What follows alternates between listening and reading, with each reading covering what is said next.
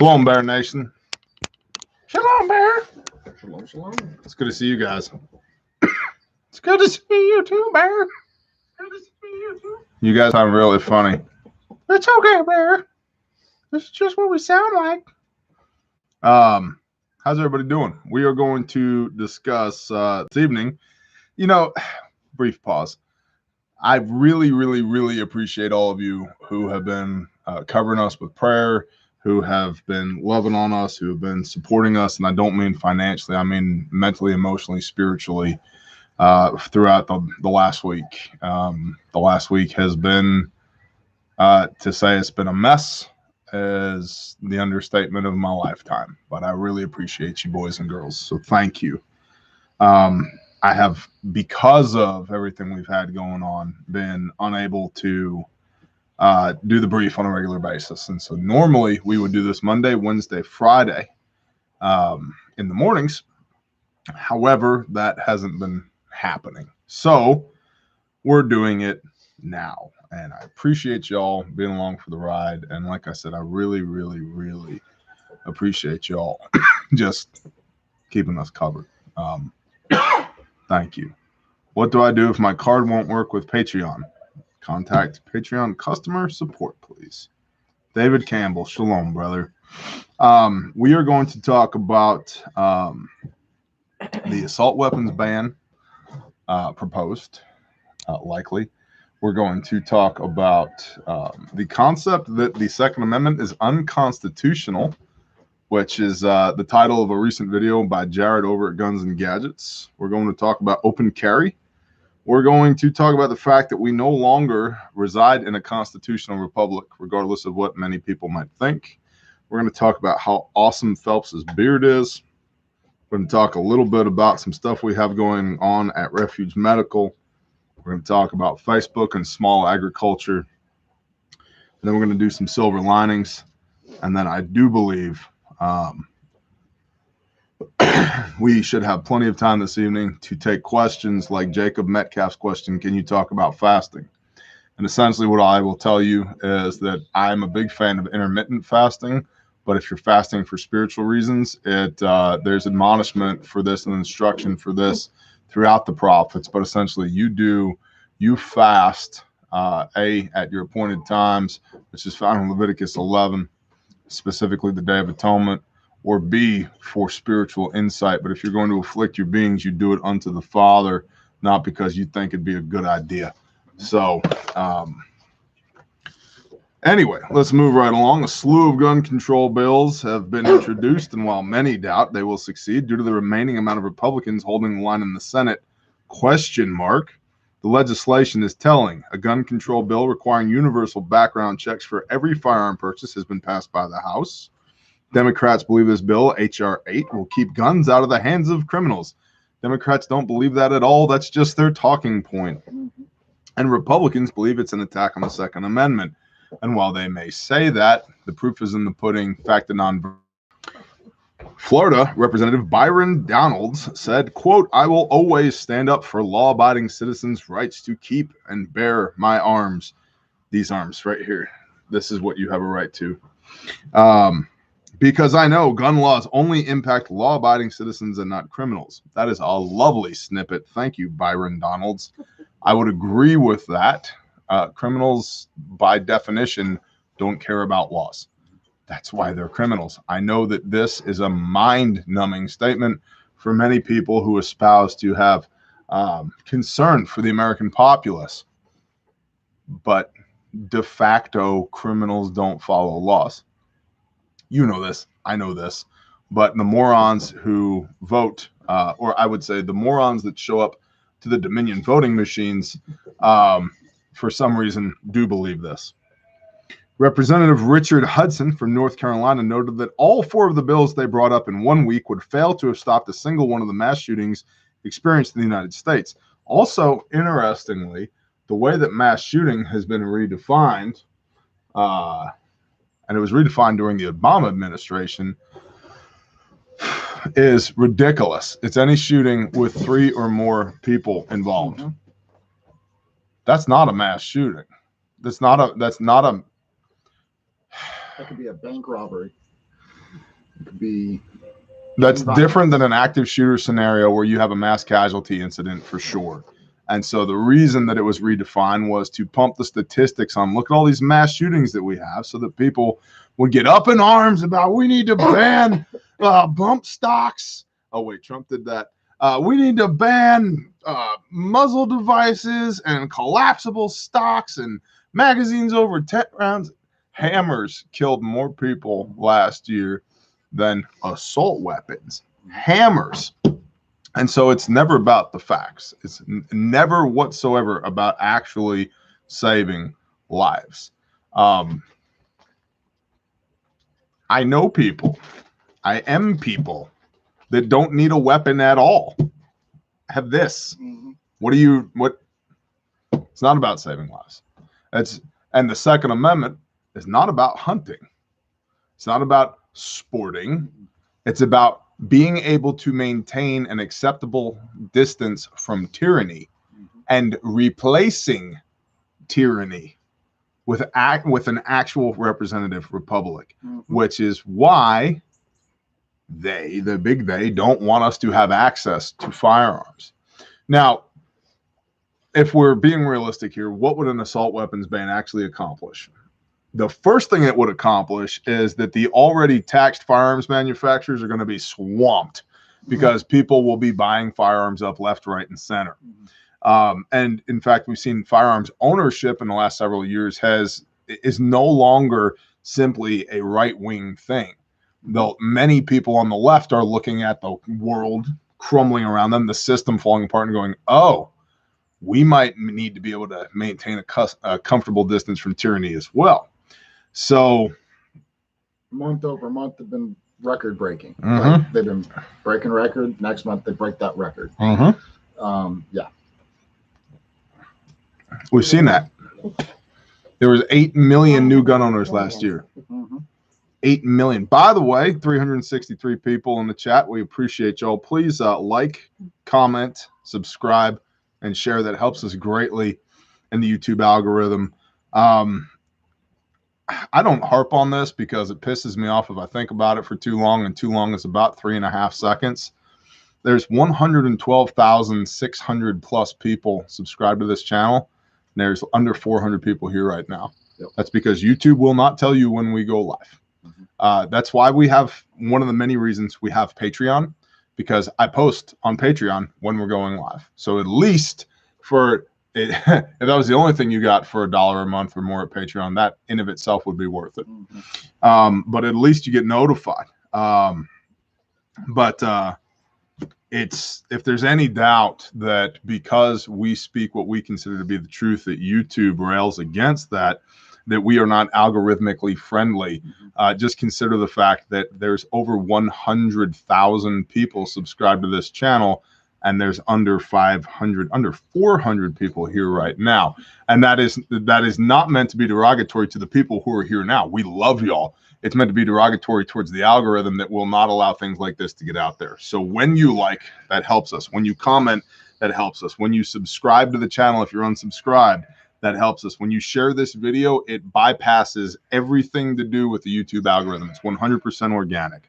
It can, and you can also, if you're watching this after the fact, you didn't get a notification, you're frustrated, that bell icon, if you click that, turn it off, and then click it and turn it back on to receive all of your notifications, then that will sometimes help, but by and large. See, I didn't know that. Thank you. Thank you for telling me that. Kind of like unplugging the computer. Exactly. Yeah, it's like, yeah, unplugging the computer and plugging it back in again. Cycle it, and part of that algorithm is actually also people who select to have all notifications.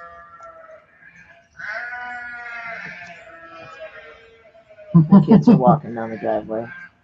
They should be walking with a feed sack in their hand if they're walking down the driveway. You hear those? Hear those? I fed them twice. It worked, clearly. They're just sheepishly assholes. Okay. So, the proposed restrictions are doing one thing for certain: selling more firearms and ammo, as if there wasn't already a ammunition shortage. A Bear National painted a picture of the ongoing situation in a local arms shop. quote, the dealer was only able to get one 800-round box of 22 ammo. They had no other ammo. The small shop was packed with about 20 people. The only way they were selling was in plastic sandwich baggies of 50, limit 2 bags per person. It looked like something you'd buy on a street corner. So, oh, by the way, reports like that come from when you go to bearindependent.com, click contact us, and send that report to the Dance Monkeys, intel@bearindependent.com, or you can just email intel@bearindependent.com. Yeah, you exactly, David Campbell. You want a 50 sack? It might as it literally. And see, here's the thing: when you ban things, I need some more ammo, bro. bro. I need some of that 9 milli, bro. Yo, you got any 40 cal? Right? And so when you ban things, they don't go away. How did prohibition work? Bathtub gin, anybody? Right? How did the war on drugs turn out? How's that doing? How about the war on poverty? And with all due respect to my brothers and sisters, how about the war on terrorism? Mm-hmm. Right? Mm-hmm. Banning it doesn't make it go away. Now, I'm one of those dangerous folks that's like as little government as possible. Mm-hmm. Right? And so people like to be like, especially with libertarians, like, what about my roads, bro? Who's going to pave the roads? And like, have you been to rural Oklahoma? No one. No one's going to pave the roads. You know who paves the roads right now? This guy, me. We're just having a conversation earlier about getting more gravel to, drumroll please, pave the roads. So I realize in a lot of places you pay an exorbitantly high amount of taxes so that you can have the pleasure of outsourcing your daily life to somebody else. And I get that. But around here, I want as little government as possible. Just a little tiny itty bitty bit. And your local government should be able to facilitate local road maintenance if it was arranged that way, if it was structured in a way to where your local, call them taxes or whatever, your proceeds, people come together in an area and say, hey, you know what, this 5-mile stretch, we want asphalt. That happened in Iowa. Mm-hmm. Farmers, 1,000 farmers in Iowa built 400 miles of road with their tractors and heavy equipment in 4 hours on one Saturday. Because they're like, we need some road over here, bro. Mm-hmm. Now, and this is the extreme example that people will use. And by the way, I'm like a little L libertarian. I'm not a member of the Libertarian Party. I'm a registered independent.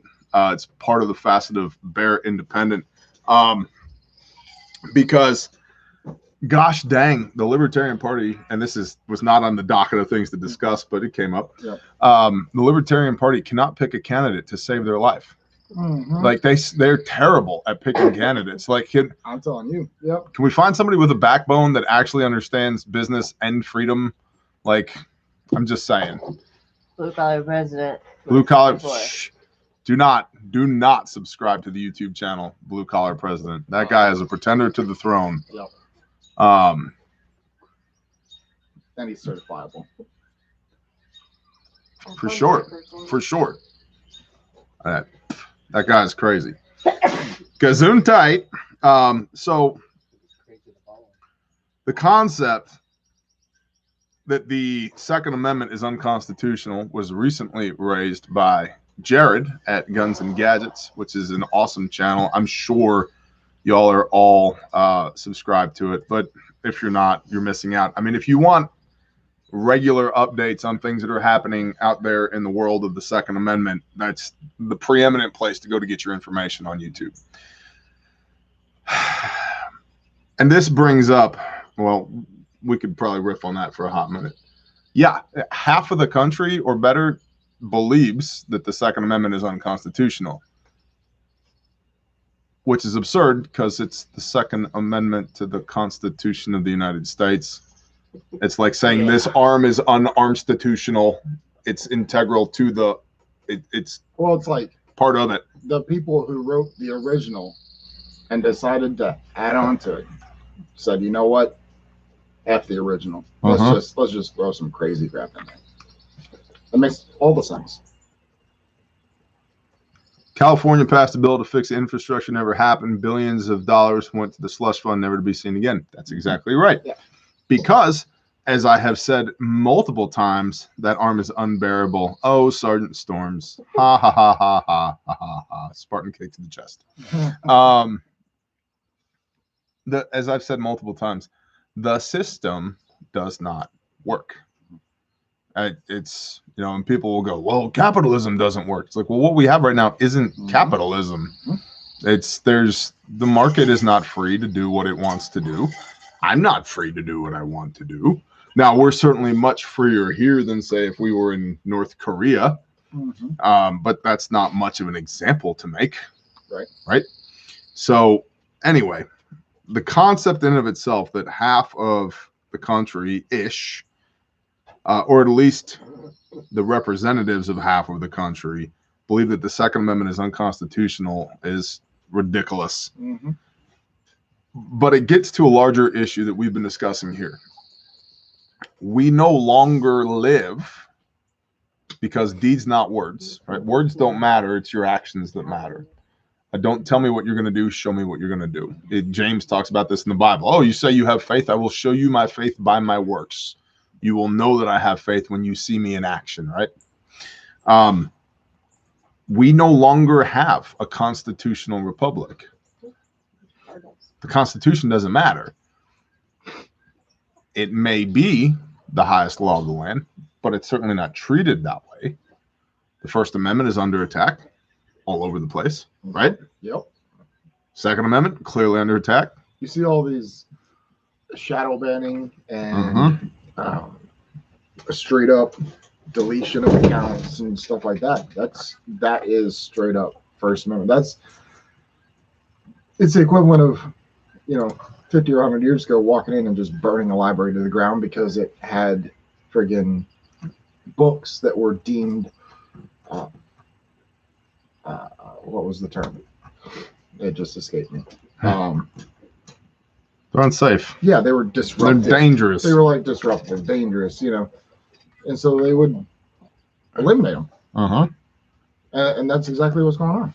And we're at the point now where Cardi B can slap her WAP down on the floor for a bunch of 12-year-old girls and be considered a role model, but Dr. Seuss is dangerous and then we have to get rid of him.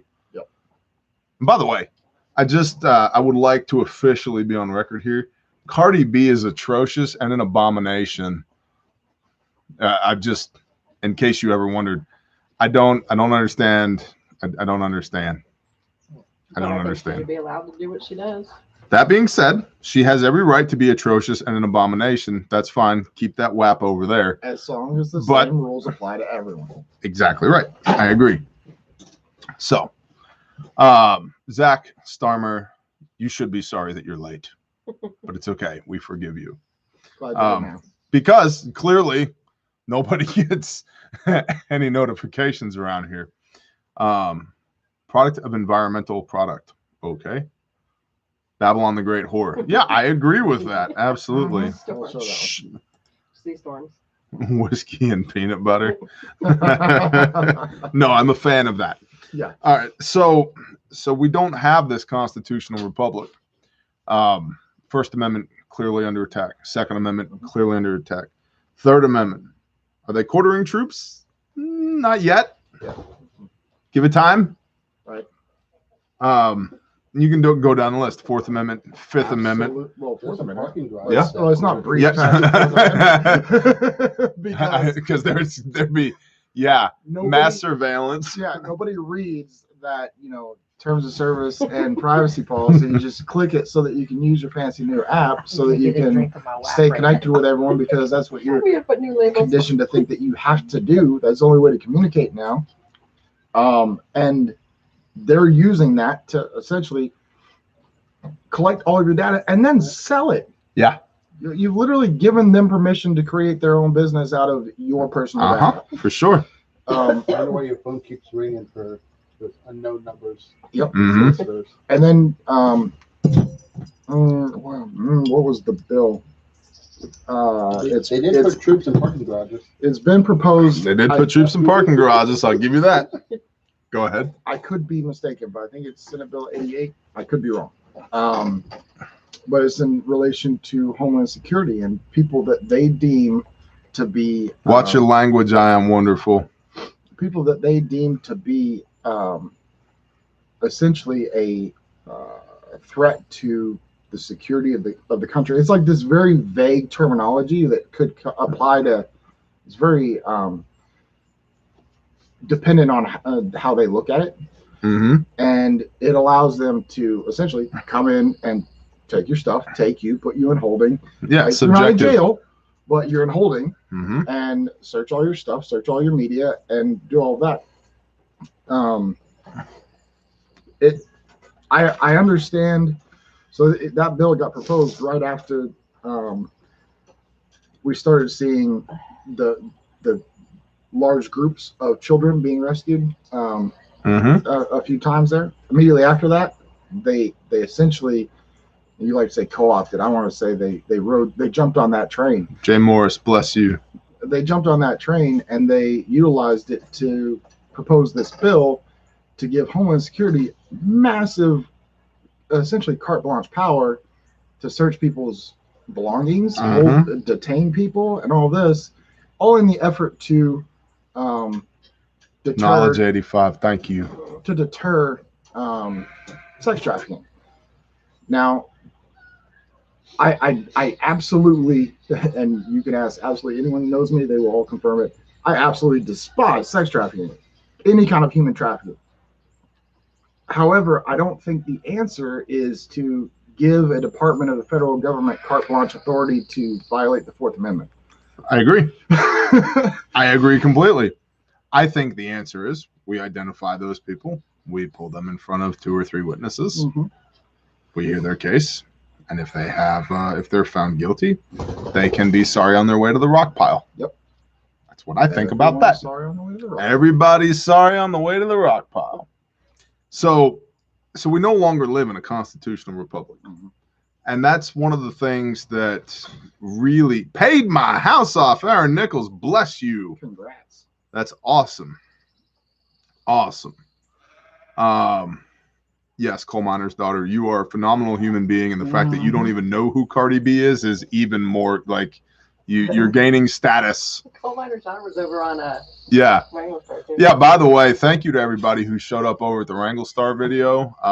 That was a phenomenal shout out that he did. Nothing about it. We knew nothing about it. We sent him some kits for T&E, testing and evaluation. Had no idea that was going to happen. I think we got less than an hour's heads up from him. Like, yeah. Yeah, Dudley reached out to him and was like, hey, did you get the kits? And his response was like, yes, received the kits. Very impressive. Video going live within the hour. We're like, Post it out. okay, it's cool. Yeah. So, Is prepping in the Bible, or is it? is prepping in the Bible? ooh. Or is it following or against the Bible? So that's a great question. Genesis 37. There was a guy. His name was Joseph, and he prepped for an entire region for 7 years. Yeah, you know, I'll speak briefly to this because I get a lot of people, and this is for all of y'all that believe either A, for those that believe that God is going to take care of you, and He will, but just asterisk, hold on to that, and then B, that may have somebody in your life who says, yeah, but God will take care of me. So this statement goes towards both A and B of that situation. Donnie O'Keefe, bless you. Yes, we're going to do Q&A after we get through the report. I appreciate that, though. The idea that God is going to take care of you, how do you know that the way that He's taking care of you is some guy or multiple men and women, tens, hundreds, thousands of men and women telling you every single day on this platform right here and on myriad other platforms, there is a disturbance in the force. Men and women of faith, of deep conviction, moved by the Holy Spirit. I was telling y'all 2 years ago, hey, this isn't it. but something is coming. I don't know what it is, and I'm telling you, I had tears in my eyes saying, I cannot tell you what it is because he won't tell me what it is, but something is coming. How many righteous men and righteous women do you need screaming from the rooftops telling you to get your house in order? Surely, Amos, the book of Amos 3, surely the Lord thy God does nothing without first informing his prophets. And I am not saying I am a prophet because there are biblical shoestrings that are attached to that. But I am saying that the Father will make his word manifest. He will use his Holy Spirit, his Ruach HaKodesh, to put out what he wants out there. And there are thousands of people on this platform and others that are deep believers who have been saying for years, in some cases a decade, prepare, withdraw and prepare, be ready. And now, so that's on the one hand. And then on the other hand, you look at the biblical examples of the Bible, the modern idea, and this became popular after the American Civil War. The modern idea that the Father would spare his people trial and tribulation, which led to the idea of the rapture. By the way, there is no word rapture in the Bible anyway. But the modern idea that the Father would spare his chosen people from trial and tribulation is not backed up anywhere scripturally. His people always go through trial and tribulation, but when they go through it, he leads them through it. And by the way, 603,550 military age males plus their families and their goats and their chickens and their everything else left Egypt. Mitzrayim. Two made it into the promised land of those original 600,000+ 40 years later, because the rest of them rejected the provision and blessing of the Father that was laid out right in front of them, and they still had to go get it. So the idea that God is going to see me through this, he will see you through this, but it's a journey between the two of y'all, you and him.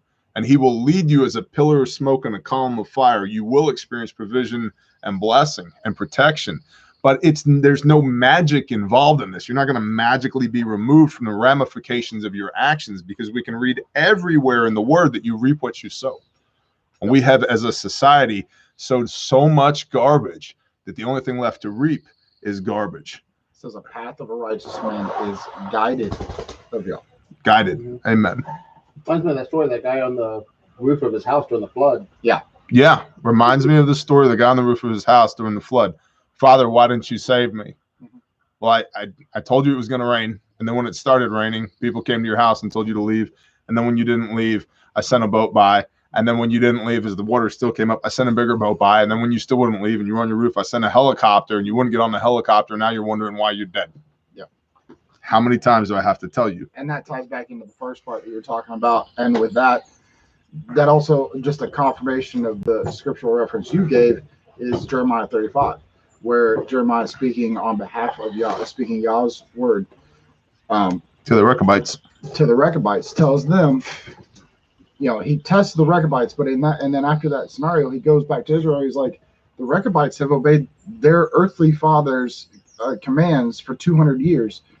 I have risen early every day to give you my will, and you refuse to follow. And you won't follow. Yeah, you'd rather follow. These people will follow the word of their earthly father, but you, the Father's chosen people, won't follow the word of your heavenly Father. Right. Yeah, absolutely. So somehow we got here. It's okay. It happens. It happens. It happens. We were talking earlier about off camera about open carry. There was a portion of that video that Jared at Guns and Gadgets put up where a guy was a firearms instructor who was screaming from the rooftops about how open carry is essentially a guarantee that the bad guys will shoot you first and you'll be killed. And I just made a note here in the notes for the brief to talk briefly about open carry. And I'm sorry, you mean like this? I don't know if you're allowed to do that on YouTube. Well, that's okay. You didn't handle it. It's just attached to your body. It's just an accessory. So it's my aesthetic. What cigars are we smoking? We're smoking. You tell them. So these are actually, and I think that's what you're smoking also. These are Cigars International does clones sometimes, and they'll release them in a little bundle. And I picked up a bundle of coffee clones, and they're quite tasty. You are a target. You said the magic word cigar. I know. See, so that's the thing, right? That's the thing. People assume that with open carrying that you instantly make yourself a target. And I have had this discussion with many people, including my own pastor. It's first of all, it's situational. This is my opinion on the subject. When I'm out here, of course I open carry. What difference does it make? I'm out here. There's nothing to the situation in no way dictates that I need to conceal carry. Sometimes when I'm out in the world, I do conceal carry because I don't want people to know. Sometimes when I'm out in the world, I don't conceal carry. I open carry because I don't care if people know. And Renee made a comment earlier. She said, you know, it's one thing for a woman like her, if she's open carrying, then yes, people are going to look at her and she has the element of surprise if she's concealed carrying, because the assumption is not going to be made that she has a weapon. Or if it is, it's not a de facto thing that she's a threat. I, on the other hand, people tend to look at me first in a room anyway. If you're going to shoot somebody in the room, it's probably me. So full sleeves, the size of a refrigerator, command presence, like yes, all those things. And I'm definitely not going to let anybody with nefarious actions in a room try and shoot anybody else. So I'm not the skulk in the corner, work the angles, produce my weapon, take a shot. Period. Yes. And then I guess the last thing that I wanted to say to this guy whose name I don't know, who was screaming in this video about open carry is, you also don't know what other people's capabilities are. I'm not, a world-class IPSC shooter, but I can shoot. So the idea that some thug who's going to rob someplace is going to kill me first, there's a lot of variables that go into that. So I think we have a big trophy that shows that you. Yeah, we do have a big trophy that shows out of a certain subset of human beings recently, sometimes last October, out of a group of men and women that are known for their militant farmerisms. Somebody, I can't remember who, but somebody seemed to have won that competition amongst dozens of people. I'll say it's someone on camera, and I was right behind him. So more important next year, brother. Come at me, bro. We're all going to be terrible next year because there's no ammo to practice with. Right. But anyway, all that being said, I do think that there's absolutely a valid argument to be made that open carrying can make a target of you, and that there's certainly scenarios where you should concealed carry. But it doesn't mean that open carry should go out the window, especially in certain times. Yeah, everybody here is currently open carry, well, except for Foe. He's rocking a shoulder holster right now. So, anyway. I'm just contagious. You're contagious. You have contagious carry right now. You're in the. Stand back, or I'll You should be sneeze wearing on a you. mask. And see, and like Tony says, gray man. Agreed, gray man. But for me, I can't. Even when I try to, I still, it's a lot of work for me to fly under the radar. I don't fly under the radar. So what kind brand does WTF have on, please?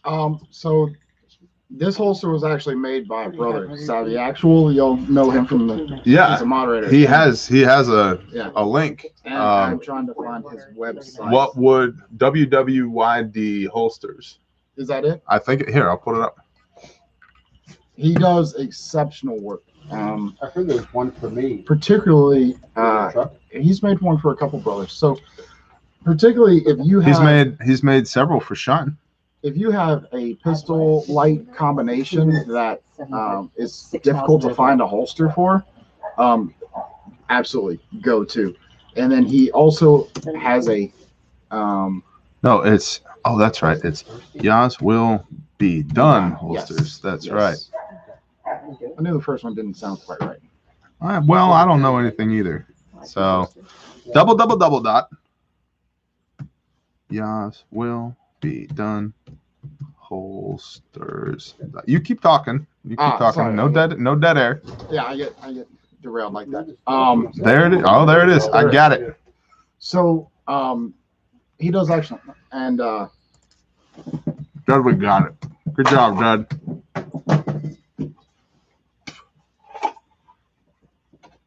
give you all a close up. Good hardware mounting. This is form fitment to the pistol. this is custom South African mahogany right here. It was hand chiseled with a bushcraft knife.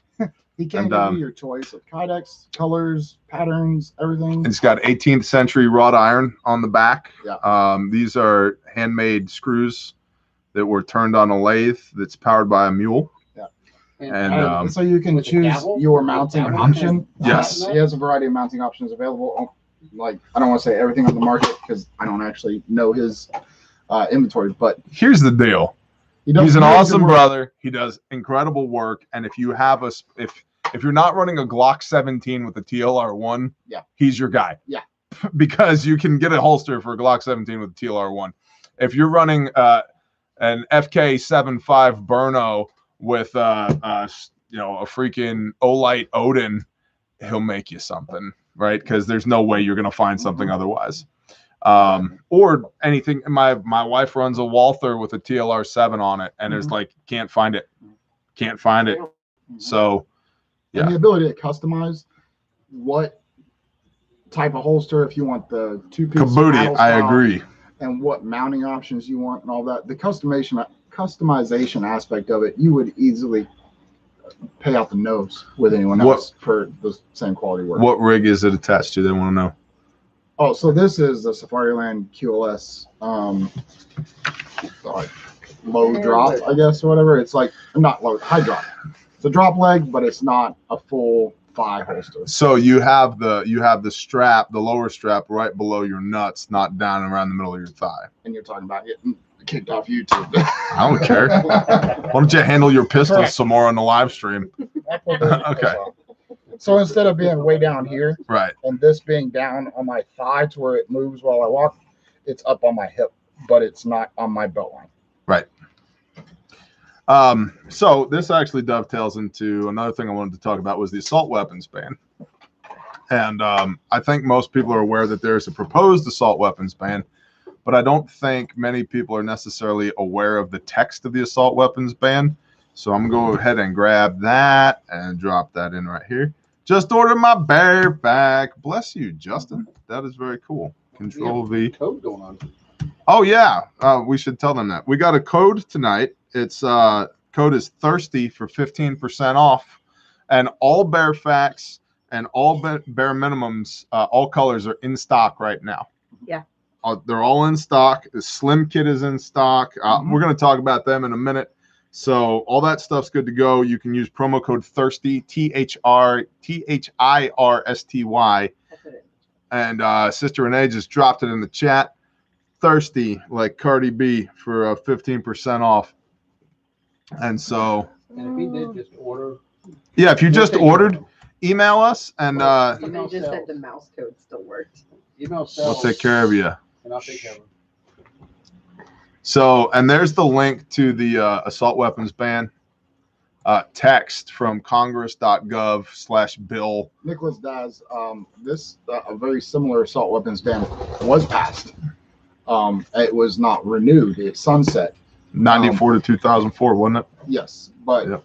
saying that something like this will never pass, has never passed. Already happened, bro. Respectfully disagree.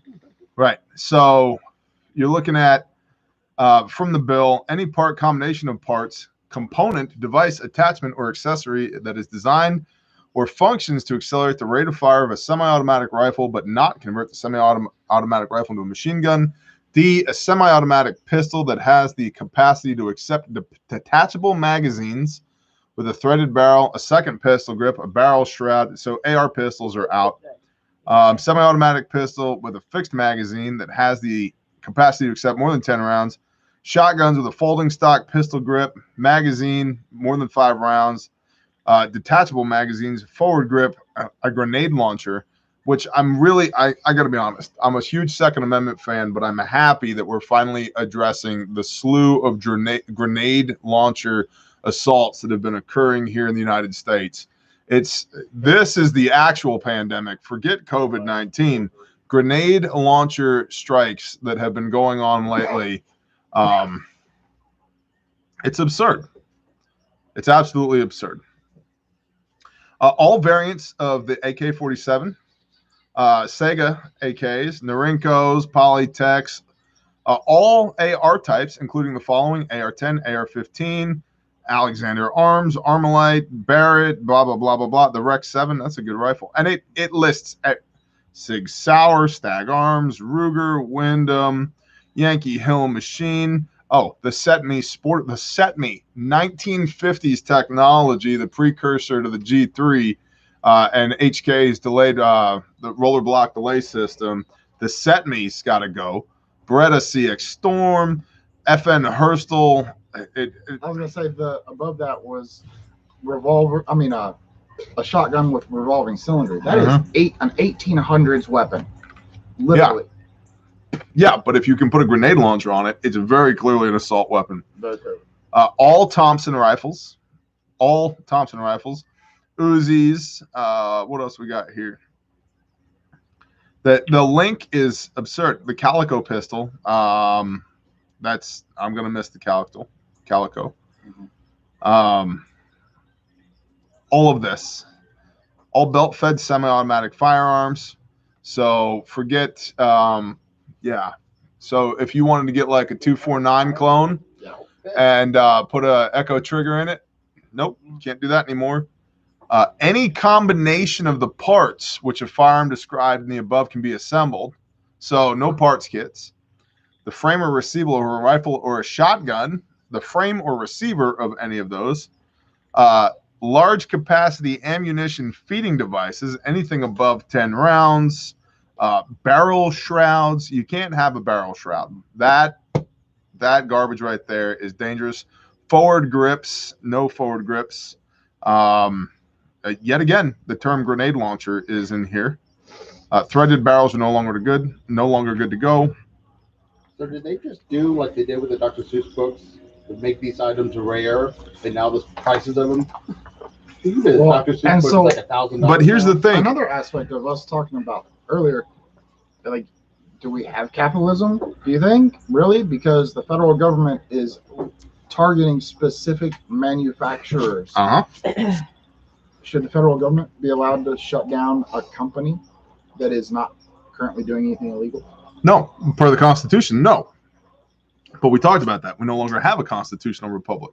It's not about what the Constitution says. Yep. It's what about the a-holes in power say. I almost went there. I almost went there. Good job. Squirt pistols with a high capacity reservoir. No, Jeff, because you could put some sriracha in there and that would be completely unacceptable. Yeah. Well, and is the barrel, is that little orange cap on the end, is that threaded? Is that a threaded barrel? Because that's a good point. How do they get the cap on there? We have a constitutional government. Yeah. We certainly don't have a representative republic. And I want to just say this. I'm okay. I'm not okay with the fact that we're here. I've made my peace with the fact that we're here. The reason I bring this up all the time is I don't think many people have. Now, what happens next going forward, because history doesn't go backwards, right? History goes forwards. So we may be able to have something going forward that's honorific of our Father in heaven and that is honorific of our Judeo-Christian values and our founding documents and the inherent principles that led to the founding of the United States of America. If we fight for it. If we don't, if we keep walking around with panties on our face because the governor and the president said we're supposed to, that's probably not going to happen. It says it said, I give this to you if you can keep it. Yeah, that's exactly right. Yeah, do that. A republic, if you can keep it. Yeah. Jefferson, I believe, said that. What would you make a water balloon launcher? Is that like a grenade launcher? So I think things are going to get worse before they get better. I don't like the fact that they're going to get worse before they get better, but I think they're going to get worse before they get better. And so that leads back into preparedness. And so please don't die, wife. I need you. Yeah, the mental health screening. That's exactly right. So being idealistic, if things are going to get better eventually, how are you going to weather the rough times until it does?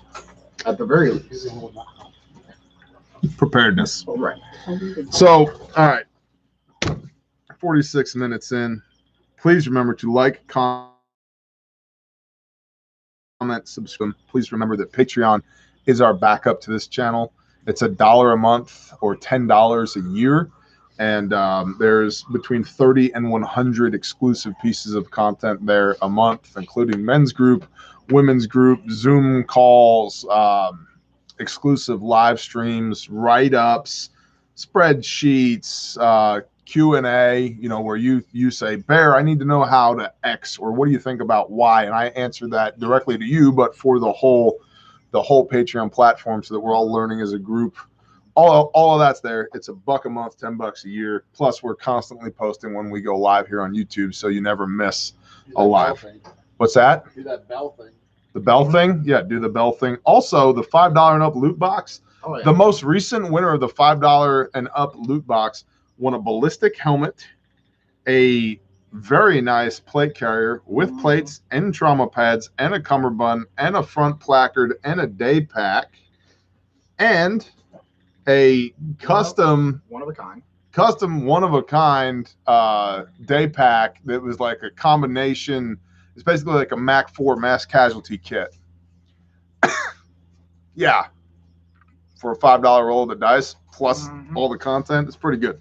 So anyway, check that out. Intel at Bear Independent is where you send your stuff, and these things are in stock at the store. This is the bare minimum. This is what Wrangler Star just talked about. And we have all the colors in stock: black, gray, red, multicam, OD green, Marpat, Coyote tan, got all of them. And so this is the minimum, handmade, made in America, guaranteed forever, exceeds military specification for an individual first aid kit. It's got Molly here, so you can mount it on your web gear or hang it on the headrest behind your car, car seat or whatever. Okay. Open it up like so, pull this out, Shazam. This one has combat gauze in the top that you can add this at checkout, the combat gauze for wound packing. Pop it open.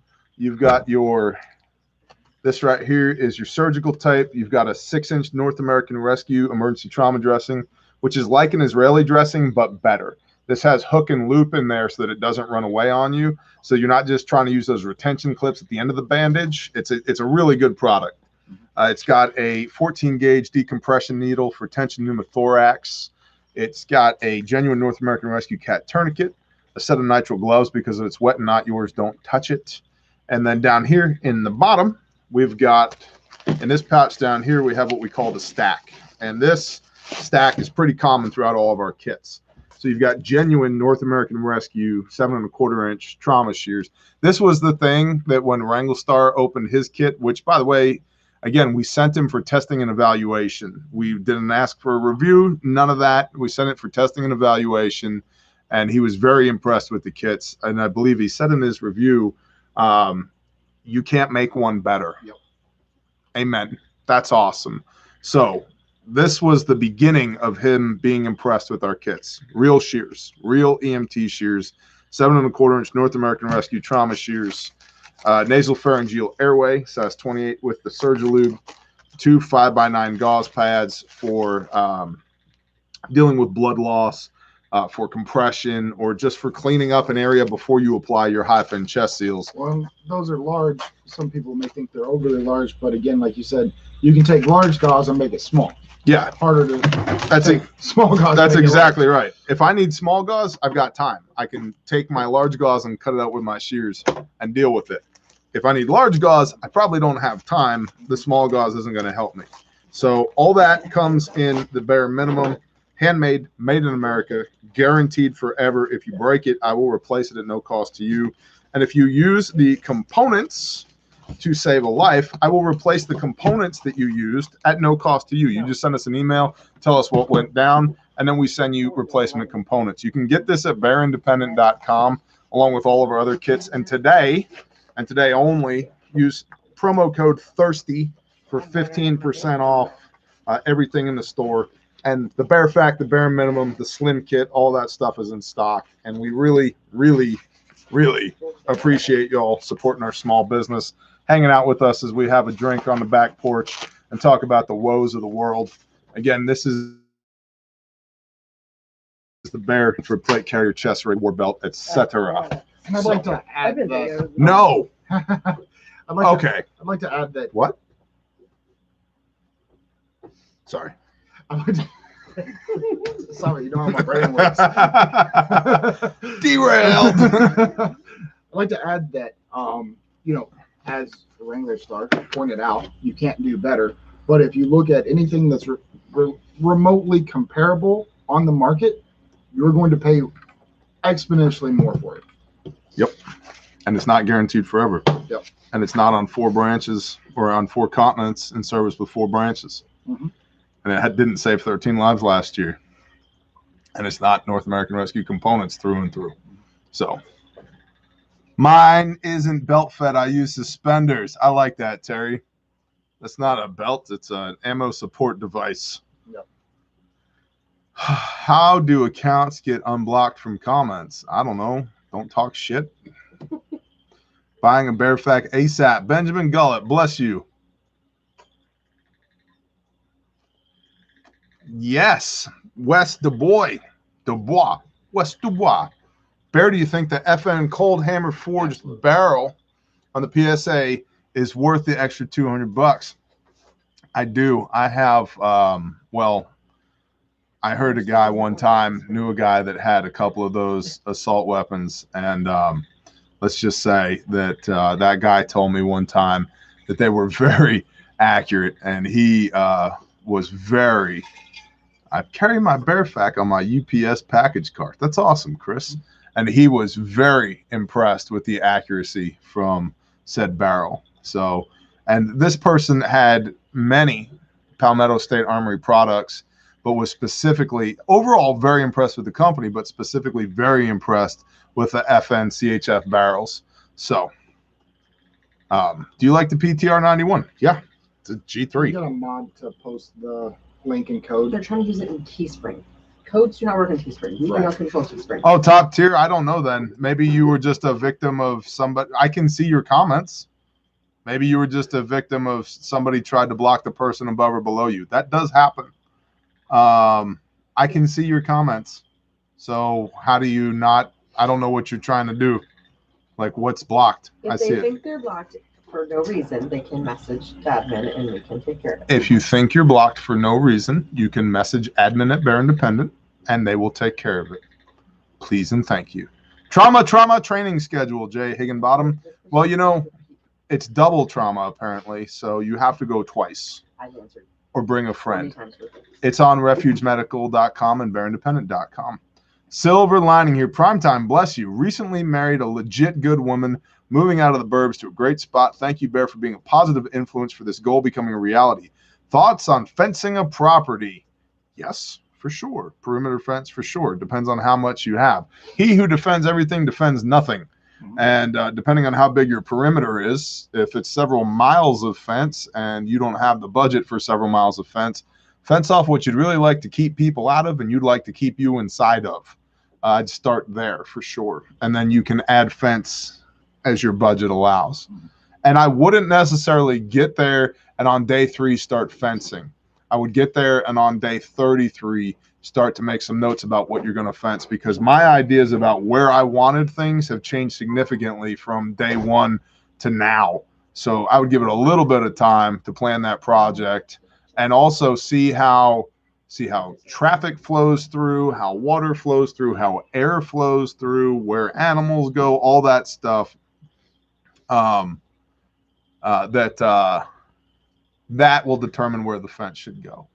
So I appreciate you, man. Congratulations on getting married, dude. That's awesome. Now, speaking of fencing, small scale agriculture is under attack by Facebook. What is not under attack by Facebook?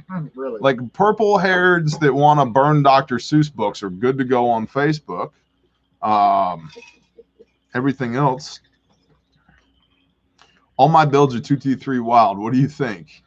Your 223 wild must be better than mine, because if you saw the recent, because the accuracy was abysmal. I did a 20-some minute video on Patreon recently about that. Can I steal the chat for a second? You're going to bed? Yeah. I love you, honey. I will see you later. Feel better. You're welcome.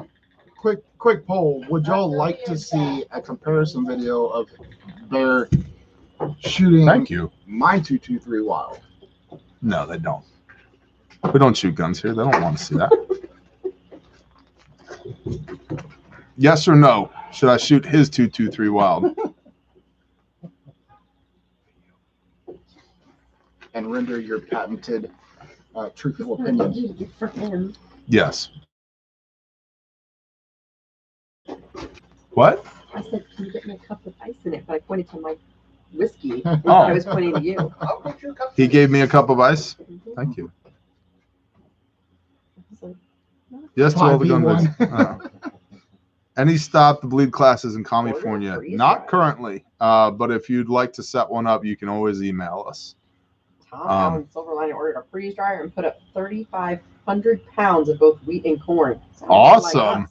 Awesome. Exceptional, Tom. Tom Allen. Yeah, I see that coming now. That is awesome. We could be friends. I just want to buy a bear hoodie. They used to be available at Teespring. He was trying to use a code, and our code doesn't work there. So I was like, Oh, yeah, the code doesn't work. In Illinois, One Bear National noted that it appears that Facebook is banning sales for those in agriculture. Local growers may not be able to post their farm products for sale, making person-to-person sales more difficult.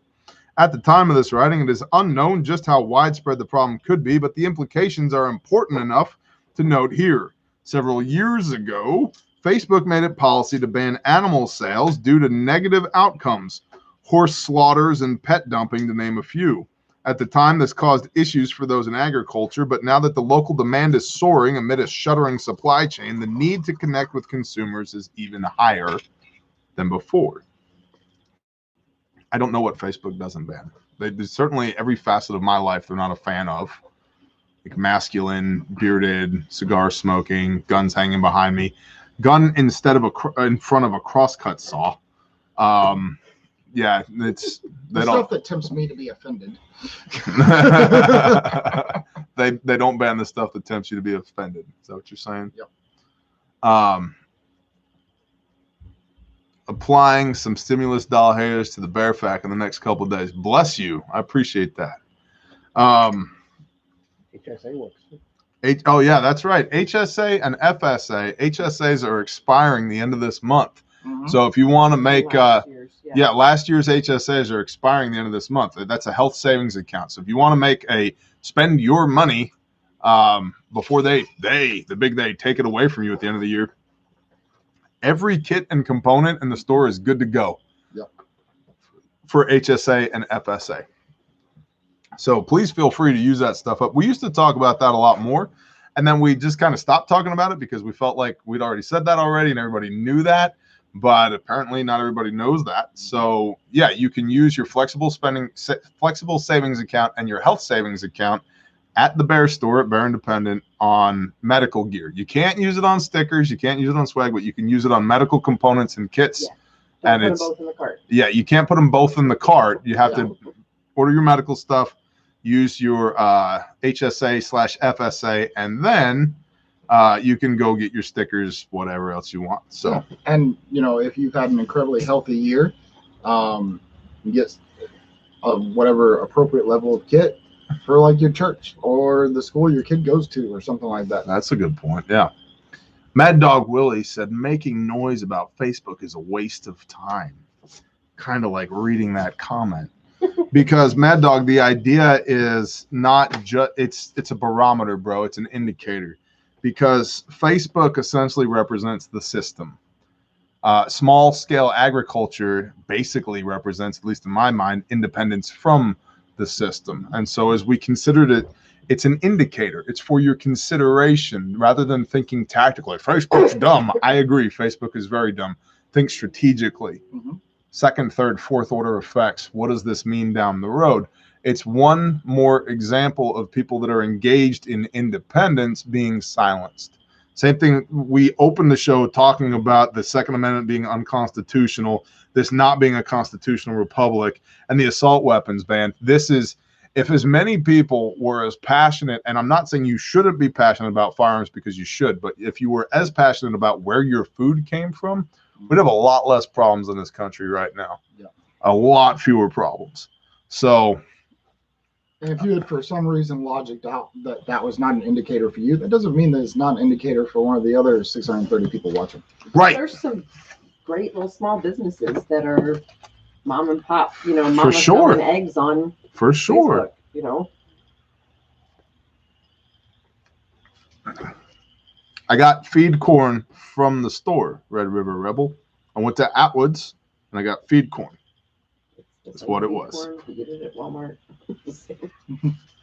Ben Nevezi, correct. So let's do a few silver linings. Then we're going to do some Q&A, which is short for questions and answers for those that are new. So Q online. Q. Let's do some 17th letter and A.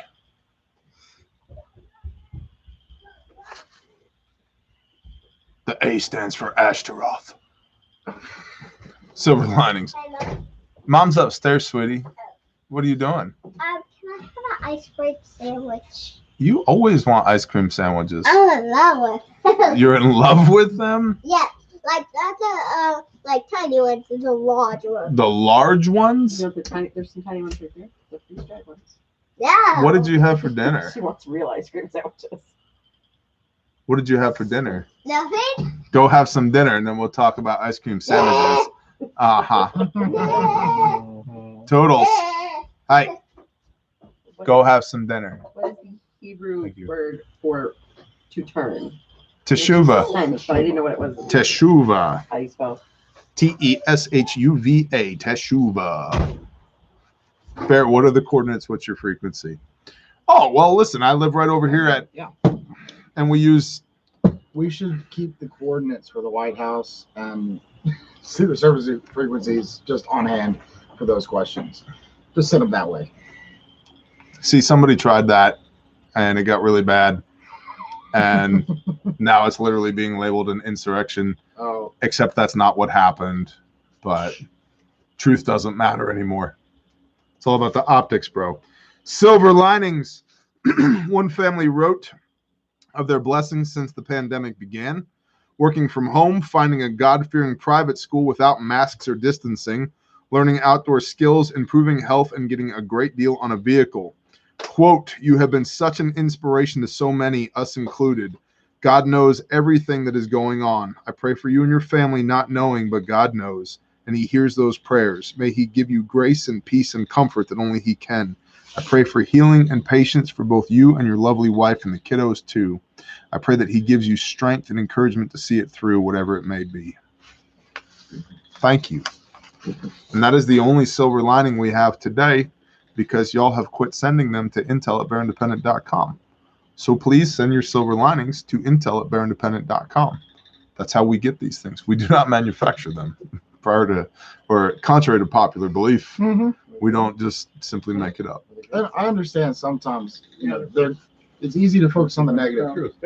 That's one of the reasons I believe that Bear includes these in the report, because gratitude is a mindset, and we have a brother that talks about that. But If you Dr. Trevor Wilkins, the angry Viking therapist. it helps you also to identify things that you're grateful for. And so Putting socks on. it helps you also to identify things that you're grateful for, as well as being edifying and what's the word?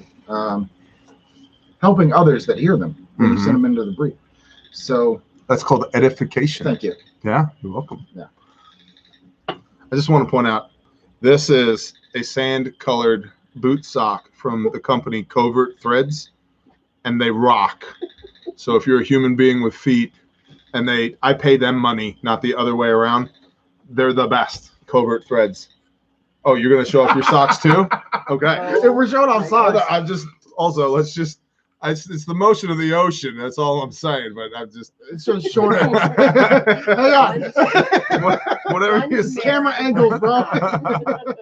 Getting married soon. Any tips on preparation? Yeah, we'll come back to that. What do you got? So these are darn tough socks. Oh, those are good too. That I've had for over 2 years of hard use. Those are darn tough. They still look in good condition. They are in good condition.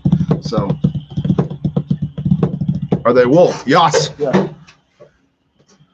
Thank you, Extreme Mayhem. Is this my cigar? Yeah, because you're smoking yours.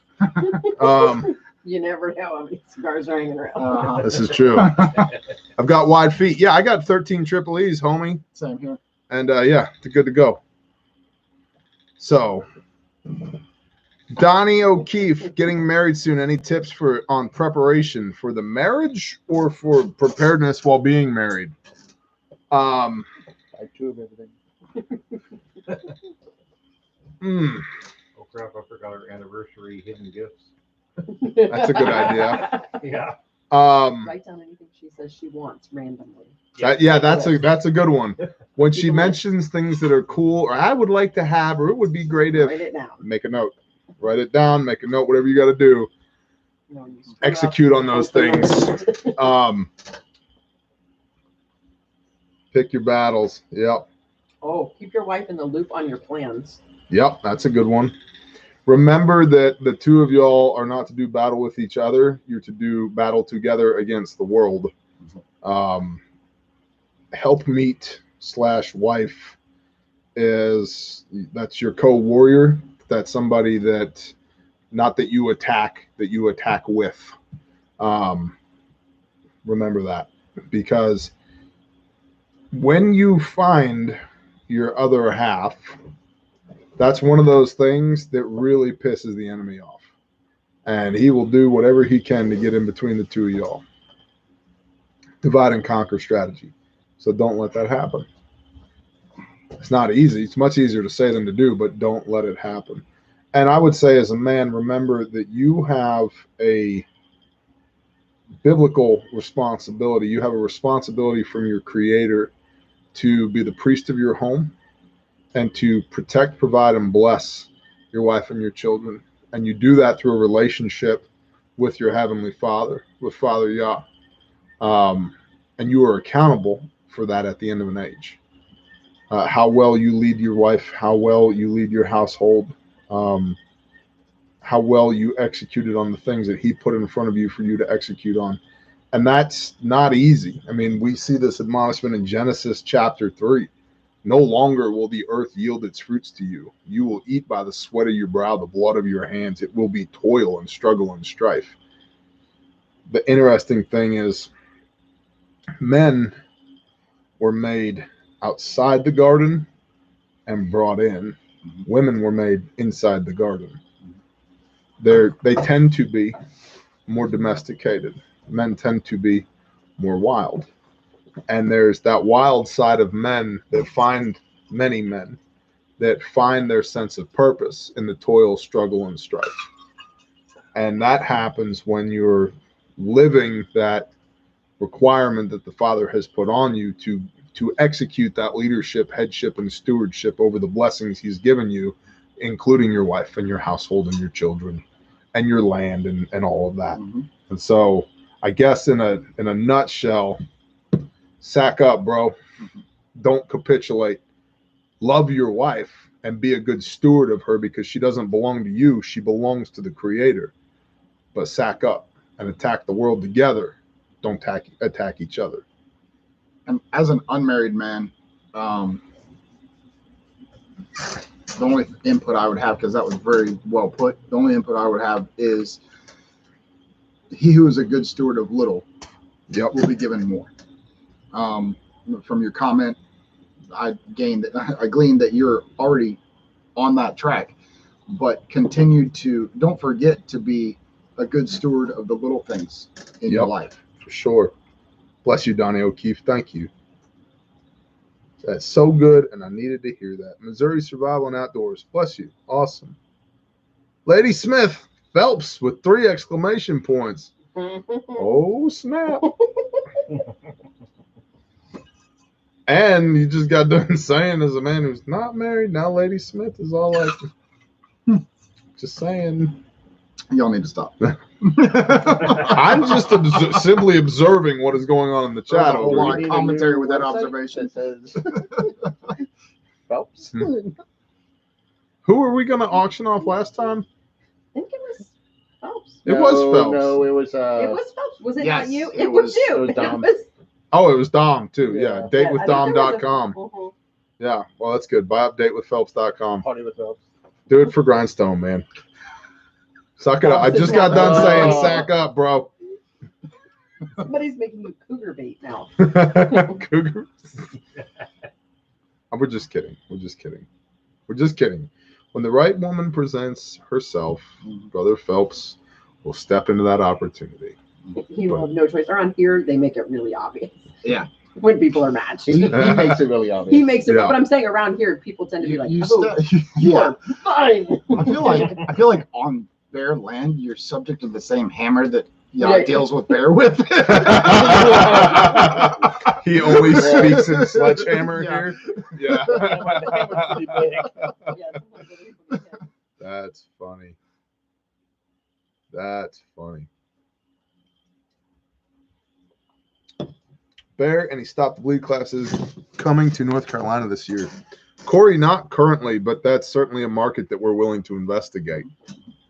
8 years today for me and Will. That's awesome. Bless you. I got TRICARE, bro. You're going to make a great defender.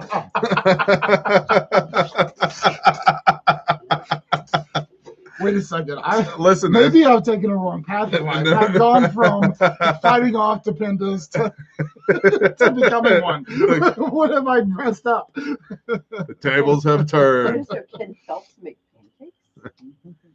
Wow. Well, let's maybe table Phelps's eligibility for now. No, Arkansas Living's on y'all's side, just like trying to like. Yeah. Yeah. Oh, well, yeah, you and Arkansas Living make a cute couple. I mean, you'd be a total abomination, but yeah, it'd be a cute couple. Sit here. And he's got a really deep voice like this, so. Yeah. Yeah, he is a total butthole, but it's no big deal. In my experience, the Lord speaks with a sledgehammer everywhere, right? Sometimes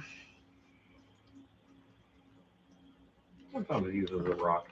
Do you offer a full 8-hour TCCC? How many people do I need to get? Yes, we offer a full 8-hour TCCC. It is CLEAT approved in Oklahoma, CLEFT approved in Arkansas, fixing to be approved in Texas, and we can probably get approved anywhere else in the state because the curriculum is NAEM approved. The curriculum itself is approved by the Committee on TCCC. So it's not a problem to get it approved wherever you are as well. You can email sales@refugetraining.com and We'll a get you hooked dialogue up. can be created where you get all the details that you need and it can be suited to your specific application. And a typical class is 20 heads, but we can do an 8-hour TCCC for 10 to 20 heads. And then on the civilian side, if you just want to do medical stuff for 4 hours and shoot for 4 hours, we are doing a civilian TCCC coming up in May. I don't have an exact date yet, but we're returning to the outside of Nashville, Tennessee area, Cartersville. Clarksville, Tennessee. Yeah. And at the Montgomery County shooting complex. Such an That excellent place is facility. awesome. We got to bring Dixon with us because they got like 28 clay throwers. Yeah. and it's outside so we can smoke cigars and shoot Or shotguns. maybe not, because I don't know if he'll come back. Shit. I was gonna say, I live here now. His house has wheels, His house so has wheels. I'm just we, have saying. to, we have to take him there with a limited number of cigars. He has to leave Not all the rest of them allowed here. shipping out. Oh man. How is cigar smoking okay with God? Isn't that harming your temple? You know, Blake, Bless you, keep yourself. with all being completely honest with you, yeah. And this is not an excuse, but I'll tell you this. Of all the harm that I've done to my temple, this is almost like recuperation. And I would also say there's a lot of different ways that people harm their temple. Some people drink too much. Some people smoke too much. Some people medicate with food. Some people medicate with drugs. I was one of those people. I think it's important to understand too, just as people admonish us because they say, you'll never be able to keep that Torah perfectly. You are 100% illustrating that point. I'm not perfect. I'm far from perfect. And I tell you guys and girls all the time, do not put me on a pedestal. Do not put me on a pedestal. I have no intent on being on a pedestal. I don't want you to put me there. I'm a normal human being. And because I'm a normal human being, I have faults and vices. I have my own struggles. I have my own things that I go through. And I enjoy this. And at some point, I may part ways with this, but I enjoy this. And I can tell you what, this is most certainly not a handle of bourbon and 4 ounces of cocaine, because that was my jam back in the day. And if we got to pick our evils, I'm gonna go with this. And I would add on to that also, since I would just finish my cigar, and I'm drinking. Bless you, Trevor. Yes, it's true. I don't. Everything you just said, I absolutely 100% am on board with.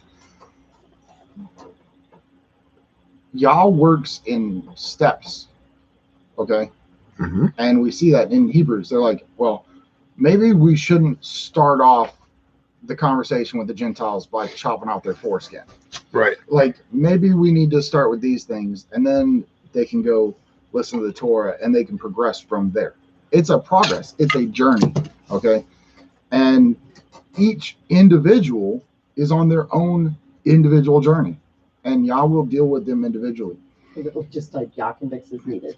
Exactly. And, you know, you might be working on something else right now. for each individual person, whether it's Bear, whether it's me, whoever, we're dealing with the convictions and the hurdles that we deal with to walk in a closer walk with Yah every day.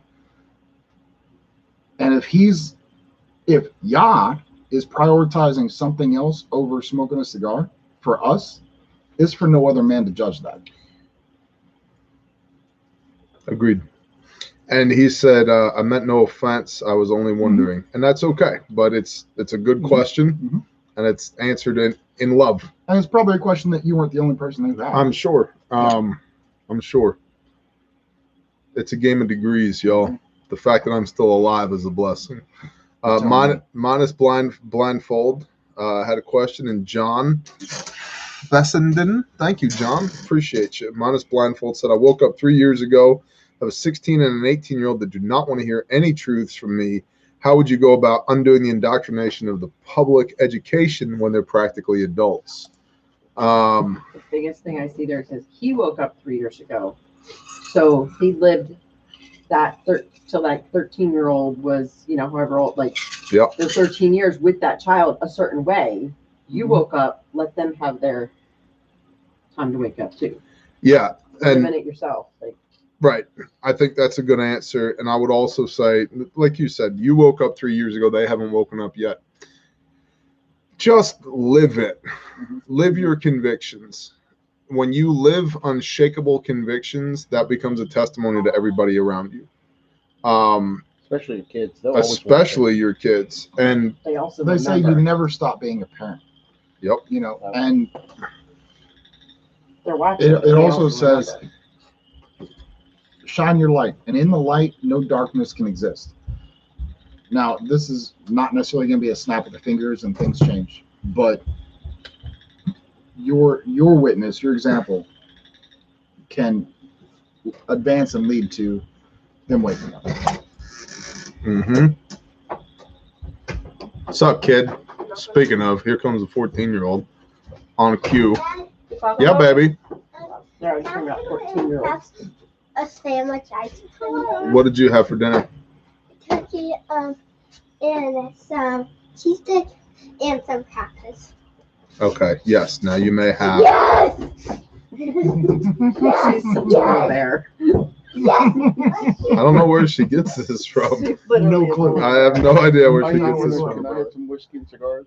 I know you're Yeah. due on debt. I'm looking to get into debt to get a bug out location and land to grow animal feed. What's your thoughts? No. Nope. Nope.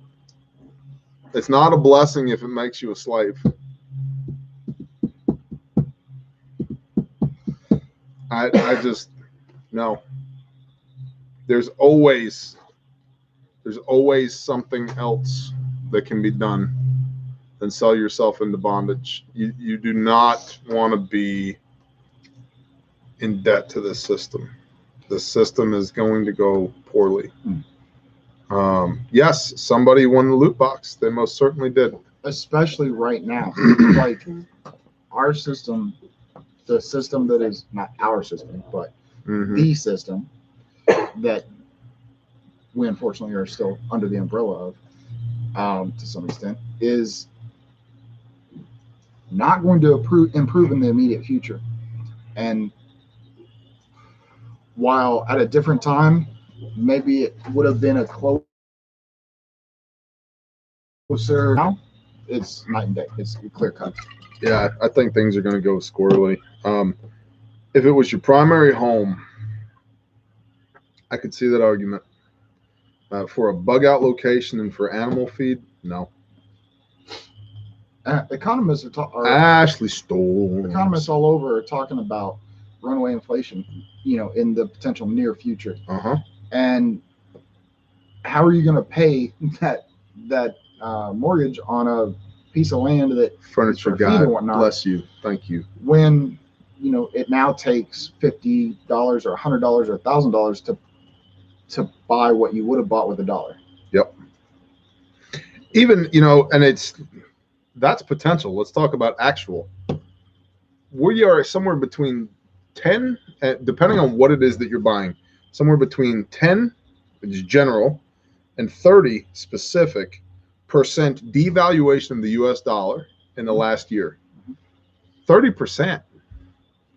Like, the dollar doesn't go as far as it used to go. You add in hyperinflation and a adjustable rate mortgage, and the bank is the primary. They're the first. What do they call that? They have the first position on the title. Beneficiary? No, but good guess. Lien holder? Yeah, but they have a lien on the property, right? So They own it until you pay it off. And while land has inherent value, okay, land has inherent value. So there's a lot of people who say, well, when the economy crashes, it's not like they're going to be coming to take back land. You better bet your ass they are.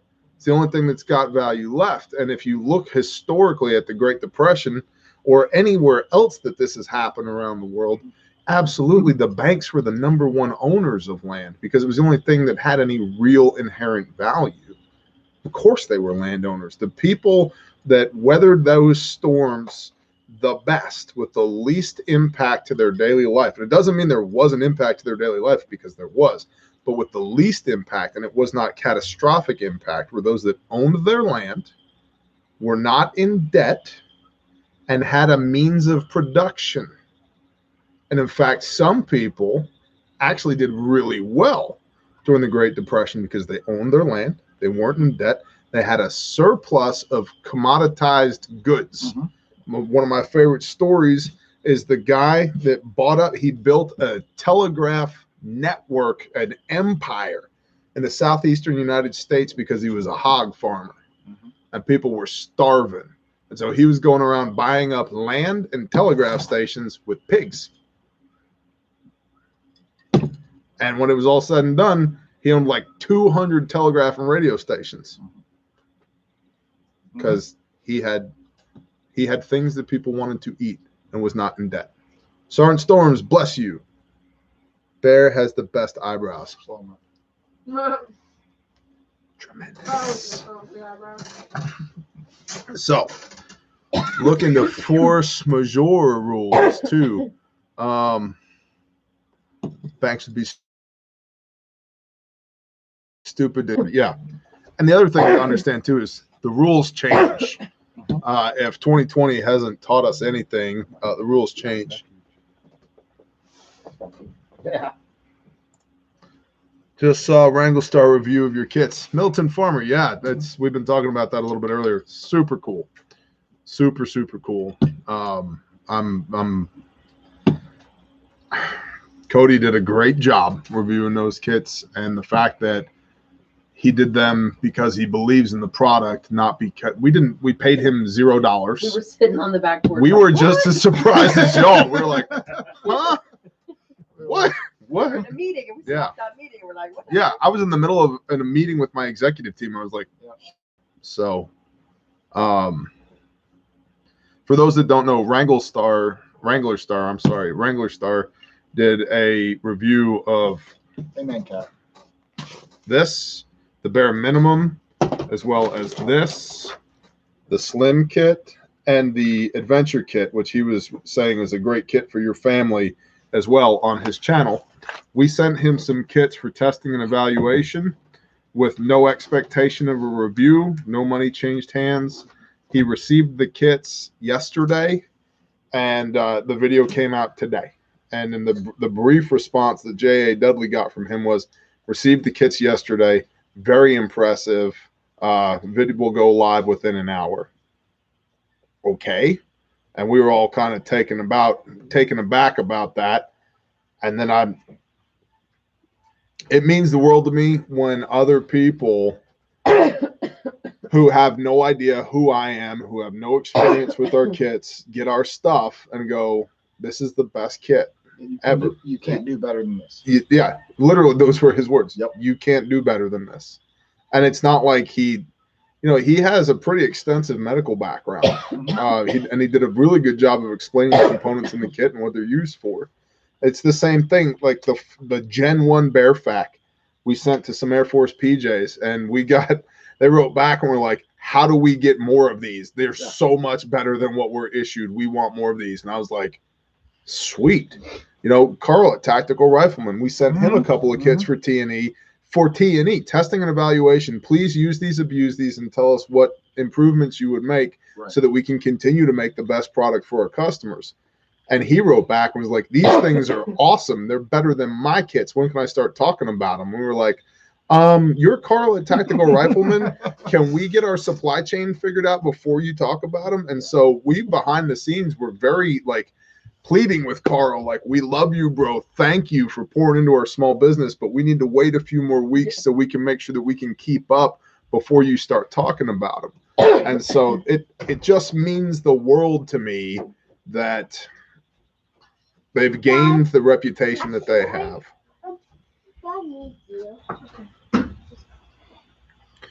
Any Stop the Bleed classes in California? No, not currently. Trump is coming back soon, sooner than Jesus. I don't know. The entirety of that statement makes me ponder the meaning of my life. You can afford the taxes. Well, good news, Pam. I can. People good commenting. Yankee normally does live streams on Tuesday nights. People are like, how can I watch both? Oh, is he doing a live stream tonight? He normally does. Oh. So yeah, he's live. Oh, is he? Well, I'm sorry, Yank. My bad. Maybe y'all can go live this weekend. Maybe you can do it. Yep. A collab. Yeah, we might do some collabs. The last one yesterday was great. Yeah. So yeah. Maybe Saturday night from the restaurant. That's not a bad idea.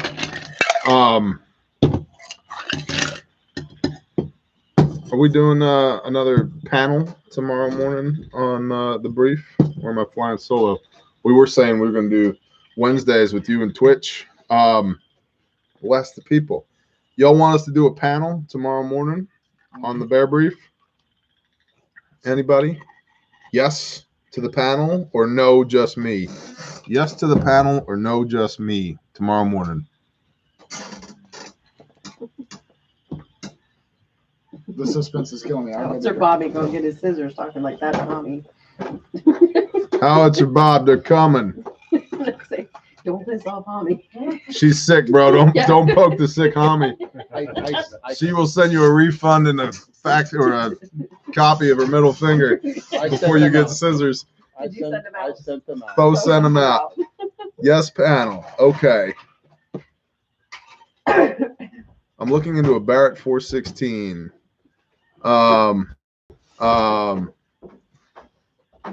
Howitzer Bob is repentant. Yes to the panel. Copy. I'm gonna put glitter in the package next time. Porch panel experience. Yeah, glitter bomb them next time. In fact, we still have his shipping address, right?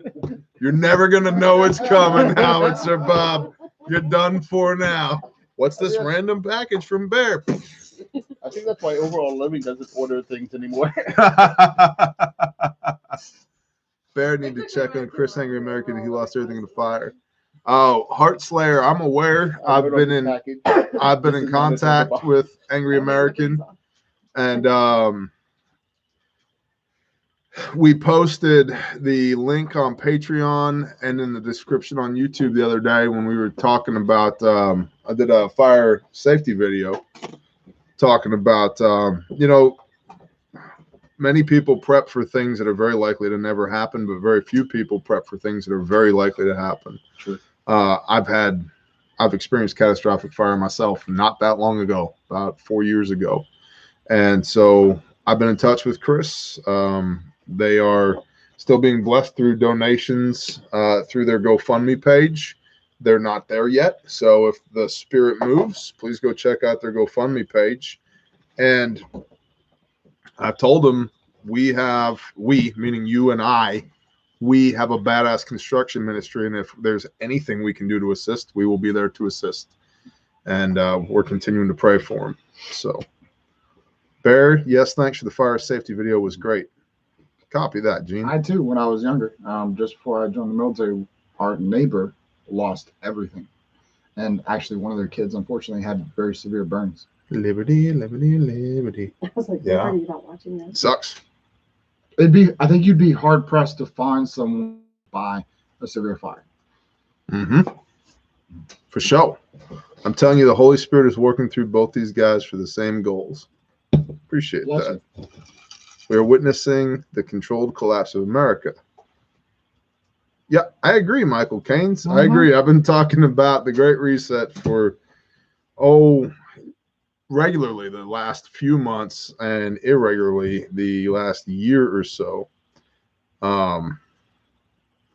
I'm building with extra, where did it go? Thought to fire and tornado because I'm scared. Yeah. Anyone, Grindstone does what Grindstone does so well. So anyone who, I think I saw a comment from Concrete Hades just before it scrolled on by. Concrete is here? Shalom, Concrete. Grindstone, grindstoneministries.com, correct? Yep. grindstoneministries.com distribution list. And that is, I can speak from personal testament, having been on that before I was in personal contact with Bear. I never received a single spam email from them. But if you want to be tied in on, any future deployments, which could potentially include that one that you were just referring to, if that manifests into an actual request, then sign up for that mailing list. For sure. GrindstoneMinistries.com. When we deploy to do things like that, that's how you find out. Right. We get a lot of emails from people, and bless y'all, we get a lot of emails from people who are like, Bear, we want to help. I'm like, cool. How do we help? I will tell you via email. Cool. This is my email. No. The email is the email that goes out. So when we put together a deployment, we treat it, it's a mission. Like there's the whole thing is laid out. It's a mission. And then that way there's one op order for everybody. This is what we're doing. This is where we're going. This is what we're going to accomplish. We'll be here on these dates. We're staying at this place. You need to bring this. It's all right there. Same page, same expectations. Yep. So old folks are woke to feisty. How much about Furniture guy, I had no hands-on construction experience when I showed up my first grindstone deployment, and you can express whether I was helpful or not. Yeah. You're here now, aren't you? I don't want to toot my own horn, but right. There can be a place for pretty much anyone. I think anyone. Everybody who came to Sukkot learned how to run fence. Yeah, they did. And build an outhouse. And build an outhouse. Yep. A lot of people learn by doing, and so praise Yah. You've said this numerous times. Yah has brought some legit badasses to grindstone. Yep. So even if somebody who you does stand next to someone, they can teach you and then turn you loose to do well. Niner. Yeah. Can you get me one of those cigars over there out of that box? The one that's directly next to my electrical pouch. From the center. Or the left. Do you want dark or do you want sweet? Right in front of you. Yes, right there. Do you want dark or The sweet? long one. Oh, you put some in there? I'll put the sweets in there. Oh, there's sweets in there? Yeah. I want a sweet then. From the center of the pile. Thank you. That's With so the kind. wraparound. That's so kind of you.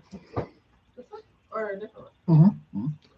Can you pick up things? Anglo go what? Thank you. That's so kind. You're so kind. Thank you. Oh, Eric, Well, and so we Sending also you salt had in the people like that the same deployment I was at. There were people who weren't able to pick up salt a in a Sukkot. 50-pound bag of concrete. But there's a place for everyone. Yeah, well, that's the other thing too. Is again treating it like a mission because it is. Mhm. We have construction crews. We have logistics people. We have people who are providing the food, cooking the meals, who are cleaning up, who are making supply runs. We have security personnel. Well, there's all kinds of stuff going on. We treat it like a mission. So, Officer Bob, that's mission specific. It could be one deployment. It could be broken into multiple. It could Mad be Dog Alpha, bless you. any variety of links and iterations. Met TC dependent. So I don't like Biden. Kind of an interesting comment on this live stream. I wonder why. I don't like I Biden. don't like Biden. Hmm. Just a statement. I don't like Biden. Wow. Well, listen. Sure breaks his heart. What is wrong with you? Clearly the man is competent. He's patriotic. He's wise beyond his years, which is impressive because he's 9,000 years old. Very elegant speaker. He's an elegant speaker for sure. Excuse me. Okay, this is a good question. You say there's a place for everyone. I'm having issues with putting someone out of a group that doesn't act like they believe what they say. They don't fit into the mindset. That person's that not be a everyone. They're not letting their. Let your yes be yes Yeah. and your no be no. It says That's know a them by big their problem. fruits. Yep. Like, that's actually not just like a personality thing. People don't get that. That's a big problem. Yeah, that's not a Know them by personality their thing. fruits, because you can gab all day long, but if your fruits are showing something different than what one of your breathing holes is telling you, Mm. is saying, then Literally, there's a door for that. exactly there's a Torah for that. And it says a wicked vine cannot bear good fruit. And I will cut them off and throw them into the fire with the dead branches. I think, and often you just don't, you can't pinpoint. You just think this person's just something's not right. Mm-hmm. Something's not right. Something's not right. And so you got to start listening exactly to their words and watching. Wait, there's no fruit. Watching. Exactly. Call them on some of their words, you know. There's a Actions speak Yeah, louder. for And sure. start calling them on. Well, you say you have XYZ.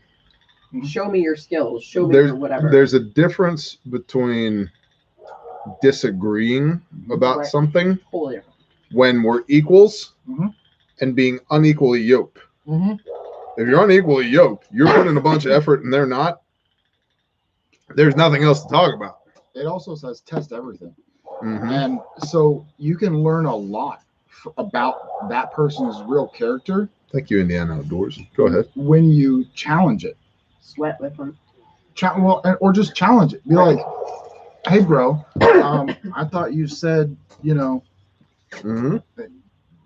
Hey, you said you're going to run that fence on Tuesday. Right. It's Sunday. What happened? Yeah. Right. And it might be like, you know what? I really don't appreciate you bringing that up because I broke my tibia. Right. Oh, my bad. We'd Right. be like, you know what? I'm a lazy POS. You caught me. Or if they respond with like, well, you know, I think you said something about, you know, driving to Texas last weekend and you didn't. Right. Like, okay, so that is an evidence of some twisted vine within inside them. Like Mhm. something is out of place within them. Pretty odd that'll get straightened out. But they're between their fruits that you can see, like Renee was saying, be observant, listen, and then look for the fruit.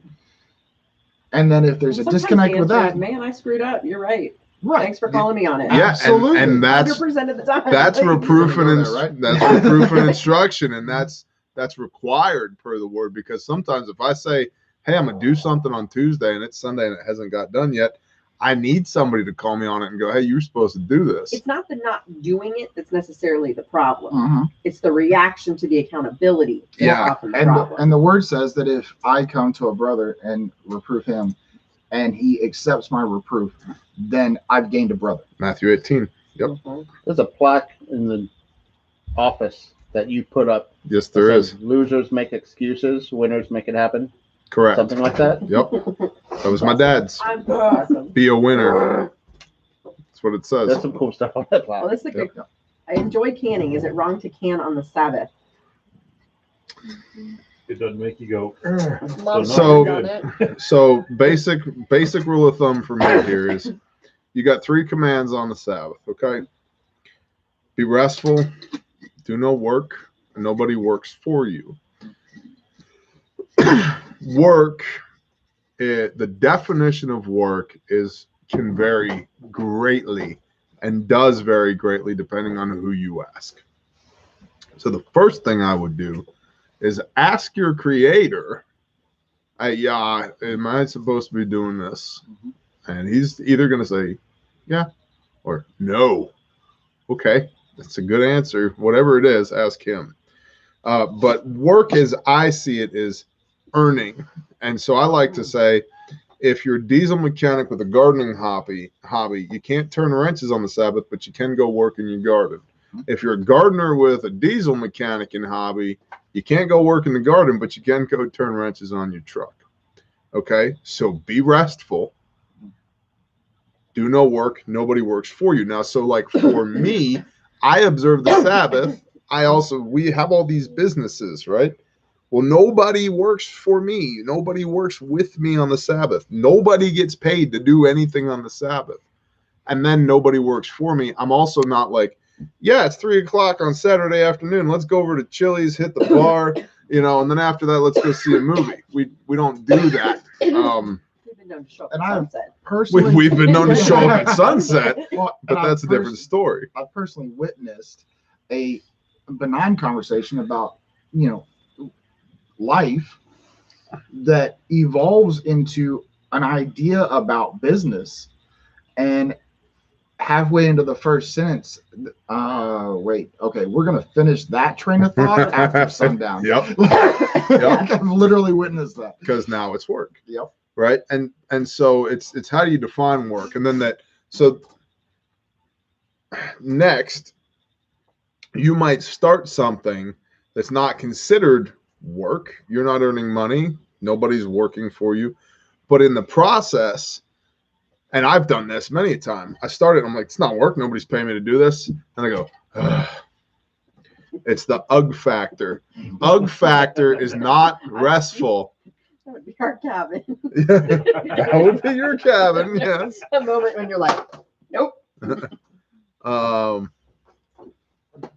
You ever bare knuckle box an Irishman in the trailer park asking for a friend? Probably. That sounds accurate. That seems to, if it happened, it was during the blurry years, bro. So not only would I do it, I think I've done it before. I just is that the same? but next, the UGG factor. What are you smelling? Make Mike, you know that wasn't us. Strong urine smell. That's that big cat. That big cat coming around. Oops, it's like inside of And there's a dog barking like Yeah. crazy over there. Hold on. Keep smelling for the big cat. I'm just going to be ready to pop up because we're talking about Shabbat. That's important. That's important. Shalom, cat. So, UGG factor. But here's the thing to understand. When you look at Exodus 20, the 10 Commandments, it says, remember the Sabbath day. So remember what day is the Sabbath. And it's unfortunately not the Lord's day. It's not Sunday. So remember the Sabbath day and set it apart and keep it holy. So it should look different than every other day of the week. That day belongs to the Father. And so like we read the word. We spend time together as a family. We spend time together as a community. And a lot of people here think that like our community means we sit around and play acoustic guitars and sing Kumbaya wearing like, you know, like hemp ponchos and like sandals made out of old tires. That's not how we roll. This community is like, oh, my shirt's sweated. Do I need to go change my shirt? Yeah. Nah, his is too. Oh, we're good. Yeah. Yeah, it could be a mean game of Mexican train. We start throwing some stuff. For sure. Like, right. So is it work to be canning on the Sabbath? I would consult with y'all first. We have brethren that will not spark a fire on the Sabbath no matter what.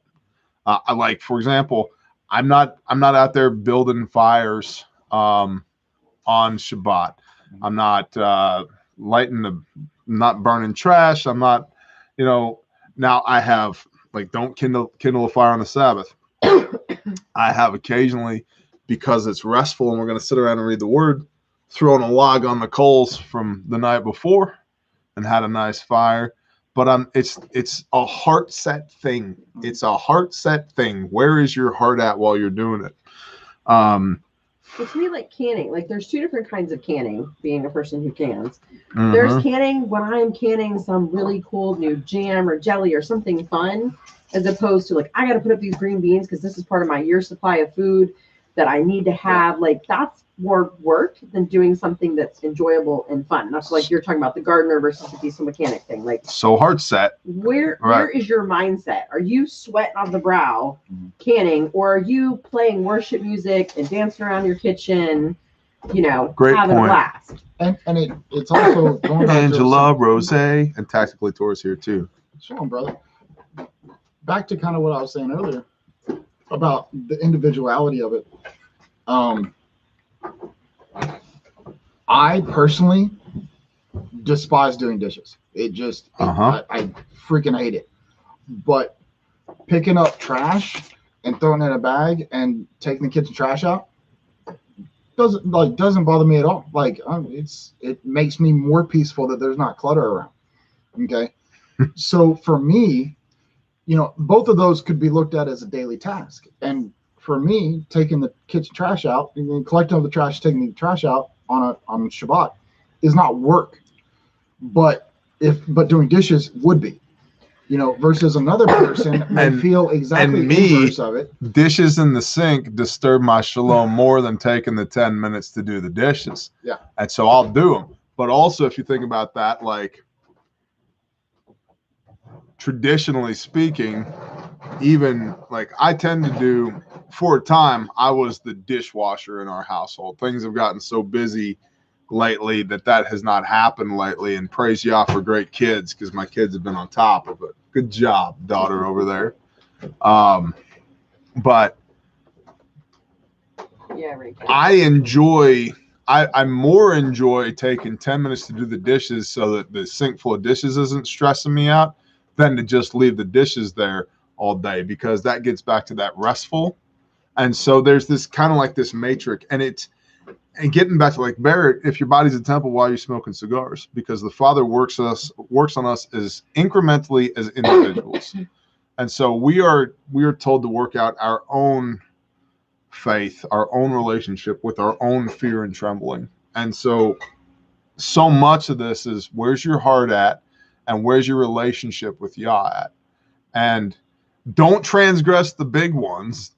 Don't, if you can not work on, and we have people that have to work on the Sabbath.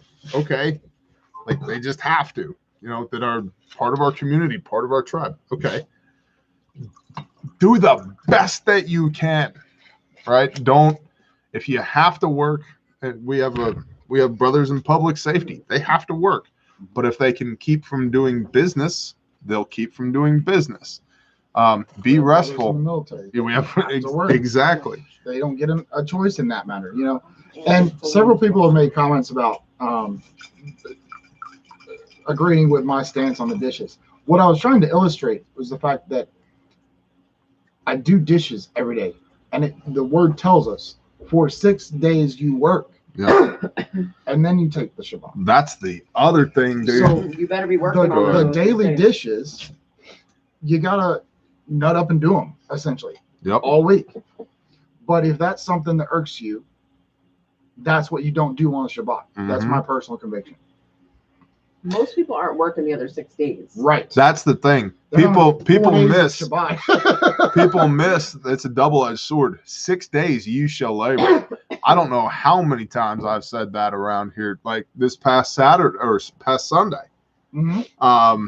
We made the comment, we got more done before lunch on Sunday than most people do all week.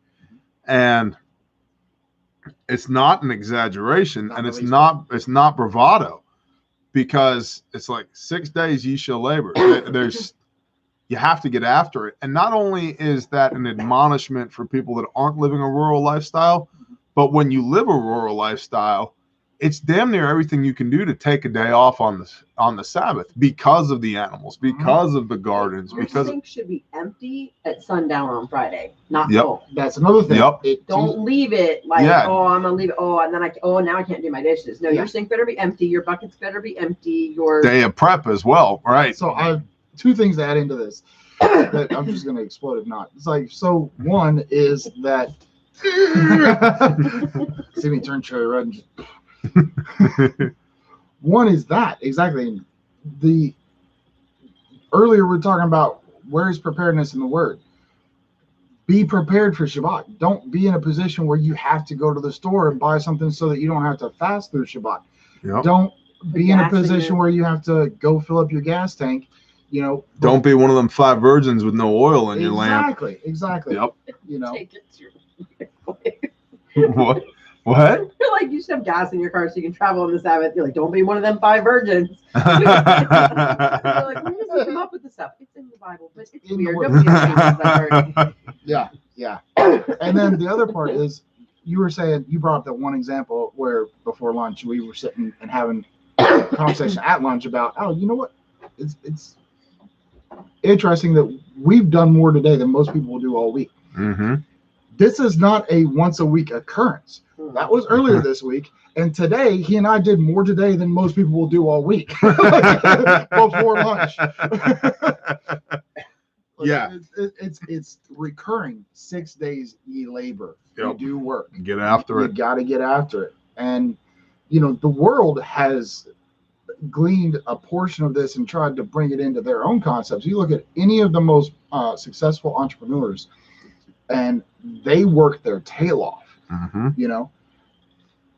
We just have a fuller understanding through Yeshua and the Ruach and the Word that you are also supposed to set that day aside for yourself, and that avoids. It's funny. Like taking the spiritual, yeah, and absolutely that is the foundation and that is the purpose of it, okay? But then you can also see the evidence in it in science, in the world. The people who they say stress is the #1 health condition in America. Beats out everything. COVID, heart disease, all of that. Stress is the precursor to all of the worst conditions. And that's because they just have gleaned this portion of, okay, you need to work, but then they don't have the fullness of understanding. You got it. Yeah. Well, they don't have that stress relief, and they don't understand. And see, and that's and yeah, and there's a thing about work. What are you working for? What are you working towards? What's your heart condition? What's your motivation? And like, y'all know me, I'm all about capitalism. I'm all about business. I love that stuff. But like, the work that we do, praise y'all, legitimately saves lives. And then the work that we do around here is so fulfilling. Like, I slept in a hotel room last night and I was exhausted. Phelps and I were on a mission. You'll see a video about it. But Phelps and I were on a mission. We did 690 something miles round trip in 29 hours, including rest. And it was kind of a big deal. It was good. It was kind of a big deal. But I was exhausted. We've been in the truck for 14 something hours when we got to the hotel last night, and I still slept like garbage. But when I'm out here, when I'm working, when I'm breathing the air, I've got the sunshine on me. Like, vitamin D is great for your health, your physical health, mental health, emotional health, right? Getting sunshine on your skin. What a freaking miracle. And it's also kills COVID. Right? So like getting sunshine on you, breathing the air, which this time of year is 95% pollen, raking wood chips, feeding the animals, felling trees, burning brush, spreading gravel. It's good for you. And it's laborious, but it's purposeful and meaningful. And that labor it's for you. And it's for your people, and it's for your legacy unto the Father. You're not spinning the hamster wheel for the corporation so they can give you a little bit of money so that you'll come back next week and spin their hamster wheel some more. It's yours. And it's work, and it's good work, but it's the antithesis of stress. If anything, it's stress relieving in the doing of. And then when my wife gets pissed at me because I fall asleep so fast. Because all of our husbands for that. I get in bed, I roll over, under 2 minutes later, I'm out. And literally what I do is I put on a Forgotten Weapons video, and Ian McCullum, I love that guy. He's awesome, but I have learned more about French rifles in my sleep from Ian McCullum than anything else. I wake up in the morning, and I wake up automatically without an alarm right around 5 a.m. Sometimes 4:30. Yeah, well, that helps too. I legit go hang out in my greenhouse to escape. Yeah, there you go. But I wake up. Sometimes it's 3 a.m. Sometimes if I'm having a really late day, it's 6 a.m. I wake up, and it's literally like you just flip the light switch off, then flipped it right back on again. Haven't moved, haven't nothing. I'm just, boom, I'm there. I wake up, I'm ready to go again. And so that's a very different experience, a very different existence than what most people, have to deal with every day. The stress of work. Well, Paul Harrell, hell yeah. Sorry, go ahead. Personal testimony. I've worked everything from military to corporate, executive to behavioral health, healthcare worker, numerous different. I've been all over the place, and the vast majority. I don't know what he's left, but a vast majority of you leaving? No. Oh, okay. A vast majority of my life, you have that. Sometimes short, sometimes longer period of time when you wake up and you just don't want to get out of bed. You know, you dread what you know is coming for you that day because you've dealt with it for so long. And you're welcome, honey. and I can tell you that when you're doing something, like you were saying earlier, doing something for you, you know, that is helping you, or something that you don't have to, and we talked about this on the road, something that you don't have to search for the purpose and the satisfaction from, something that you see an immediate benefit to those that are close to you. It's right there. Like there's no avoiding it really, unless you just completely have scales on your eyes. And the unlock there is that I'm not the only one doing it, and you're not the only one doing it, and she's not the only one, and he's not the only one, and he's that. We're all doing it. It's like, because we all have our own things going on, but the cumulative efforts of the group, it's like Dixon does stuff that directly blesses us. Yep. We do things that directly bless him without coordinating. Right. Like, it's just like stuff just has, like, that's awesome. Fo will do, like, Fo does something, is like, bless you, brother. Thank you. And Renee's like, oh, I got that covered. It's like, this is awesome. And people use that euphemism of like gears in a machine. We're all just cogs in the machine, right? Right. But the thing is, the difference being that machine is benefiting all of us, as opposed to being a cog in a machine that benefits some other person. Yeah, who owns the machine? Even know that well. Yeah. You know? Right. And somebody asked earlier, I saw the comment and I wanted to address it, but the chat was going by and we were talking about other stuff. Somebody said, how close does your community need to be?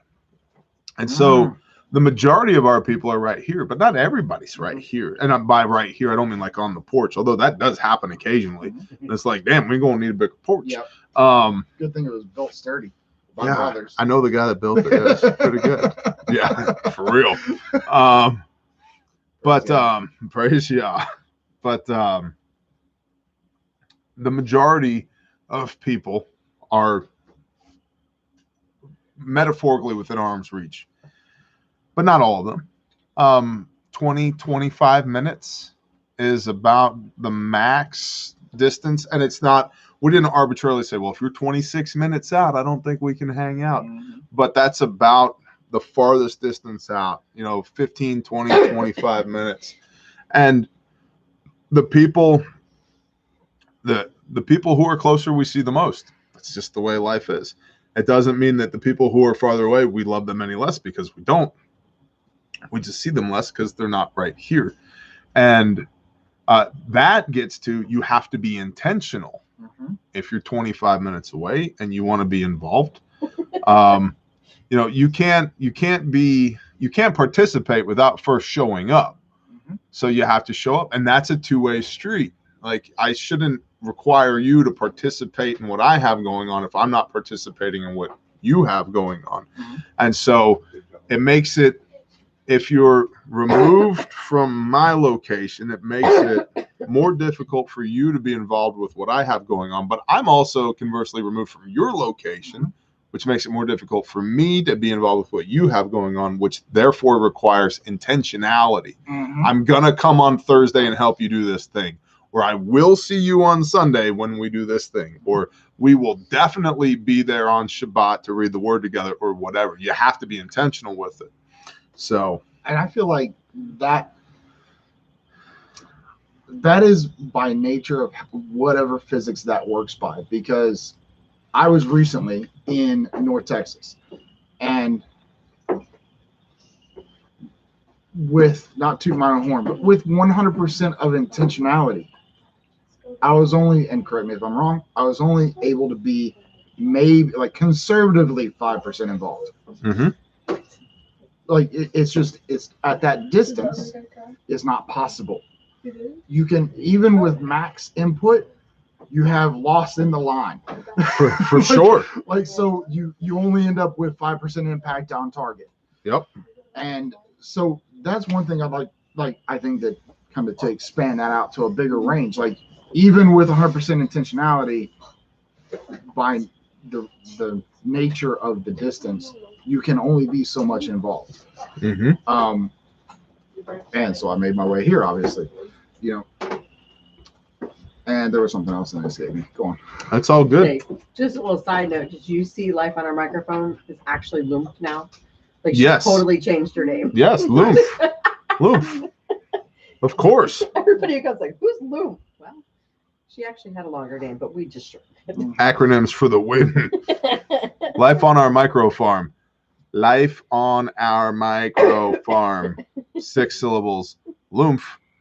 it. One syllable. Yeah. Yeah, kind of one. Or she could be Lumph. Lumph. She went full Lumph. Lumph. Full loop. Full Lumph. Nancy, what you started here? We love acronyms. Oh, yeah.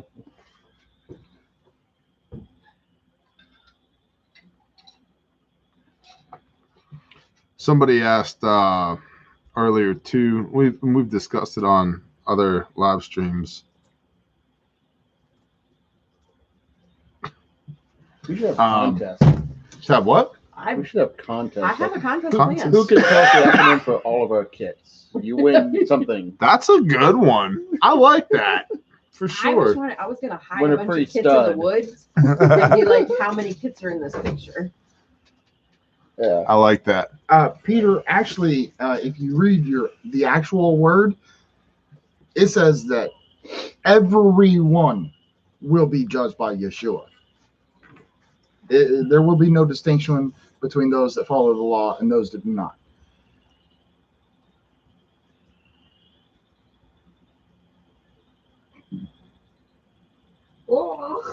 In other words, mind your own damn business. Yeah. That's cute. In other words, kiss my ass and get off of my channel. How's that for an answer? That too. We can agree to disagree. Absolutely. You just don't get to be a shithead on my channel. So one more diaper than I can pay attention to chat. Tavar, bless you. Ashley is picking you up for the retreat. Sweet. Phelps won getting there first from our mag. It's true. Lumph tends to forget that she's supposed to be places, so we've tasked Ashley with picking up Lumph. Oh, okay. Oh. Lumph doesn't actually Lumph know that forgets. she. No, she just forgets. She is very intention of being where she's supposed to be. Okay. But she forgets a lot. It's the calendar things. Yeah. I get that. Yeah, One can. Ashley's going to the She's a- retreat. Calendar challenge. They're all Awesome. going. Yeah. One can be overtaken by events. I am aware of this. So, You have no But then experience. there's calendar. Bigfoot, people. yes or no? Asking for a brother. Yes, I will. You know what? Let's go full tinfoil here. It was suspect. I got to give you We context. call him It Sasquatch. was suspect earlier in the chat tonight I that really think you and that I were our pranking giant PTF. If you I will be think shooting tonight. I want to walk around PJ's perimeter in the dark, unannounced, Yeah. you're out your damn mind. I've Nope. seen them shoot. Nope. Nope. I definitely think Bigfoot is real. I didn't think Bigfoot is real until we got here. And there's been a series of events since we got here where I'll say this. I was like, yeah, you know what? Maybe he's real. Maybe he isn't. Then we got here. And so my first, let's have story time with Bear. My first experience was back at the range. I was kind of having a day. And so, again, talking about, the burden, whose hamster wheel you're going to spin. I was having a really rough day. So I hopped on the four-wheeler after loading up one of my 511 day packs full of 45 and 7.62 39. And I grabbed my custom Glock 45 and my AK-47 and drove back to my own range. Praise Yah. And by the way, none of this happened on accident because 6 days ye shall labor. And went back to the range and blew through 310 rounds of ammo in under. Now. I still feel good about it. Yeah. I ain't short on 45 and 7.62 39. Just saying. Mm-hmm. Blew through 310 rounds of ammo, 100 rounds of 45, and 7 mags in the AK, and I missed 2 shots. And I was shooting fast, like grand thumb fast, just like plowing steel and everything from like 50 into like 10 yards, just working the targets, just getting my day out, right? And I get done, and I'm back there, and I just got done, and I'm thumbing hollow points back into the magazines for my 45, and there's a bang, bang, bang, bang, bang, bang of what sounds like a stick smacking into a tree trunk over here, about 50 yards behind the berm behind the range. And there's a ridge there, so the ridge goes up. The berm is at the base of the ridge, and then the ridge goes up from there, that if a stray round does go above the berm, the ridge will catch it, right? But we like the berm. It keeps things nice and clean. Belt and suspenders. Belt and suspenders for sure. Knows what she is.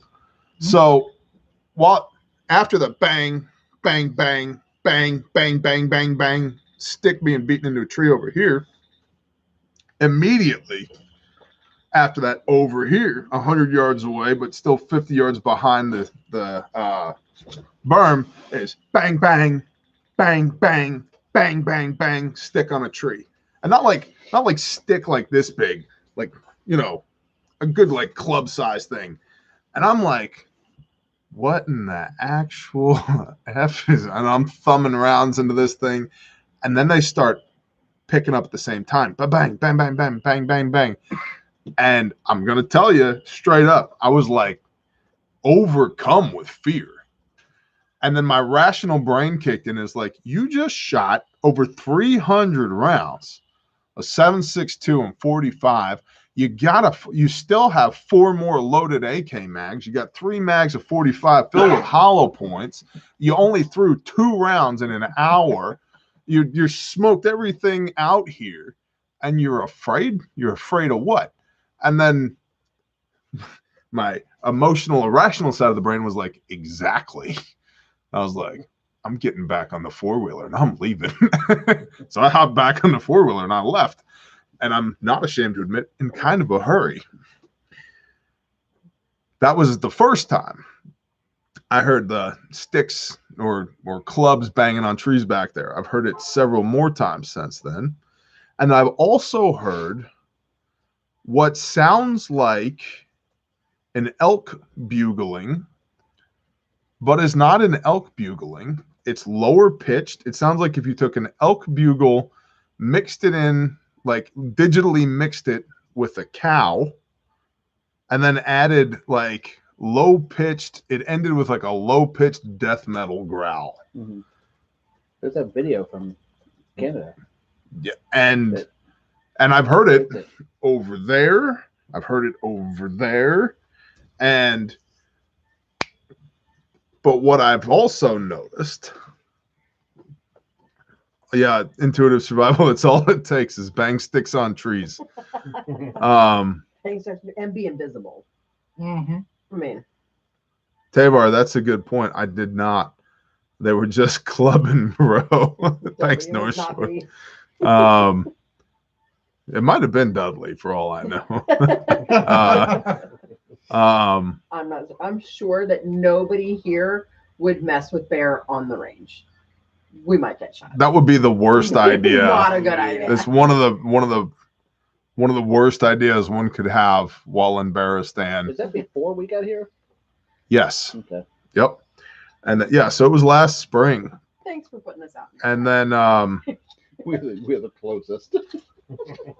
Are you though? And then okay, so what I've noticed though is I have heard that call, that scream, whatever it is. Good evening, Chad. What's up, brother? I've heard that, and then I'll blow my shofar and they shut the F up. That's all I'm gonna say. That's all I'm gonna say about that. And so, yeah. Spare not the shofar. Lift up your voice and spare not the shofar. EDC shofars. So, nice sweatshirt. The noise on steel might have communicated a challenge. That's true. Maybe they were just trying to play along. They're like, we know this guy plays drums. We'll play tree drums. And on the list of bad what is a ideas shofar? to do- Let me have my shofar, please. On the list of bad idea Right things there. to do while at bear Further camp. That's can. pretty Take high 2 on the steps to the list. right. Yeah, right there. Sasquatch knows the shofar. All of Shofar, ram's horn. When you see in the Bible the word trumpet, this is what it's talking about. This is a shofar. And I'm terrible at doing it on demand. Yeah, see?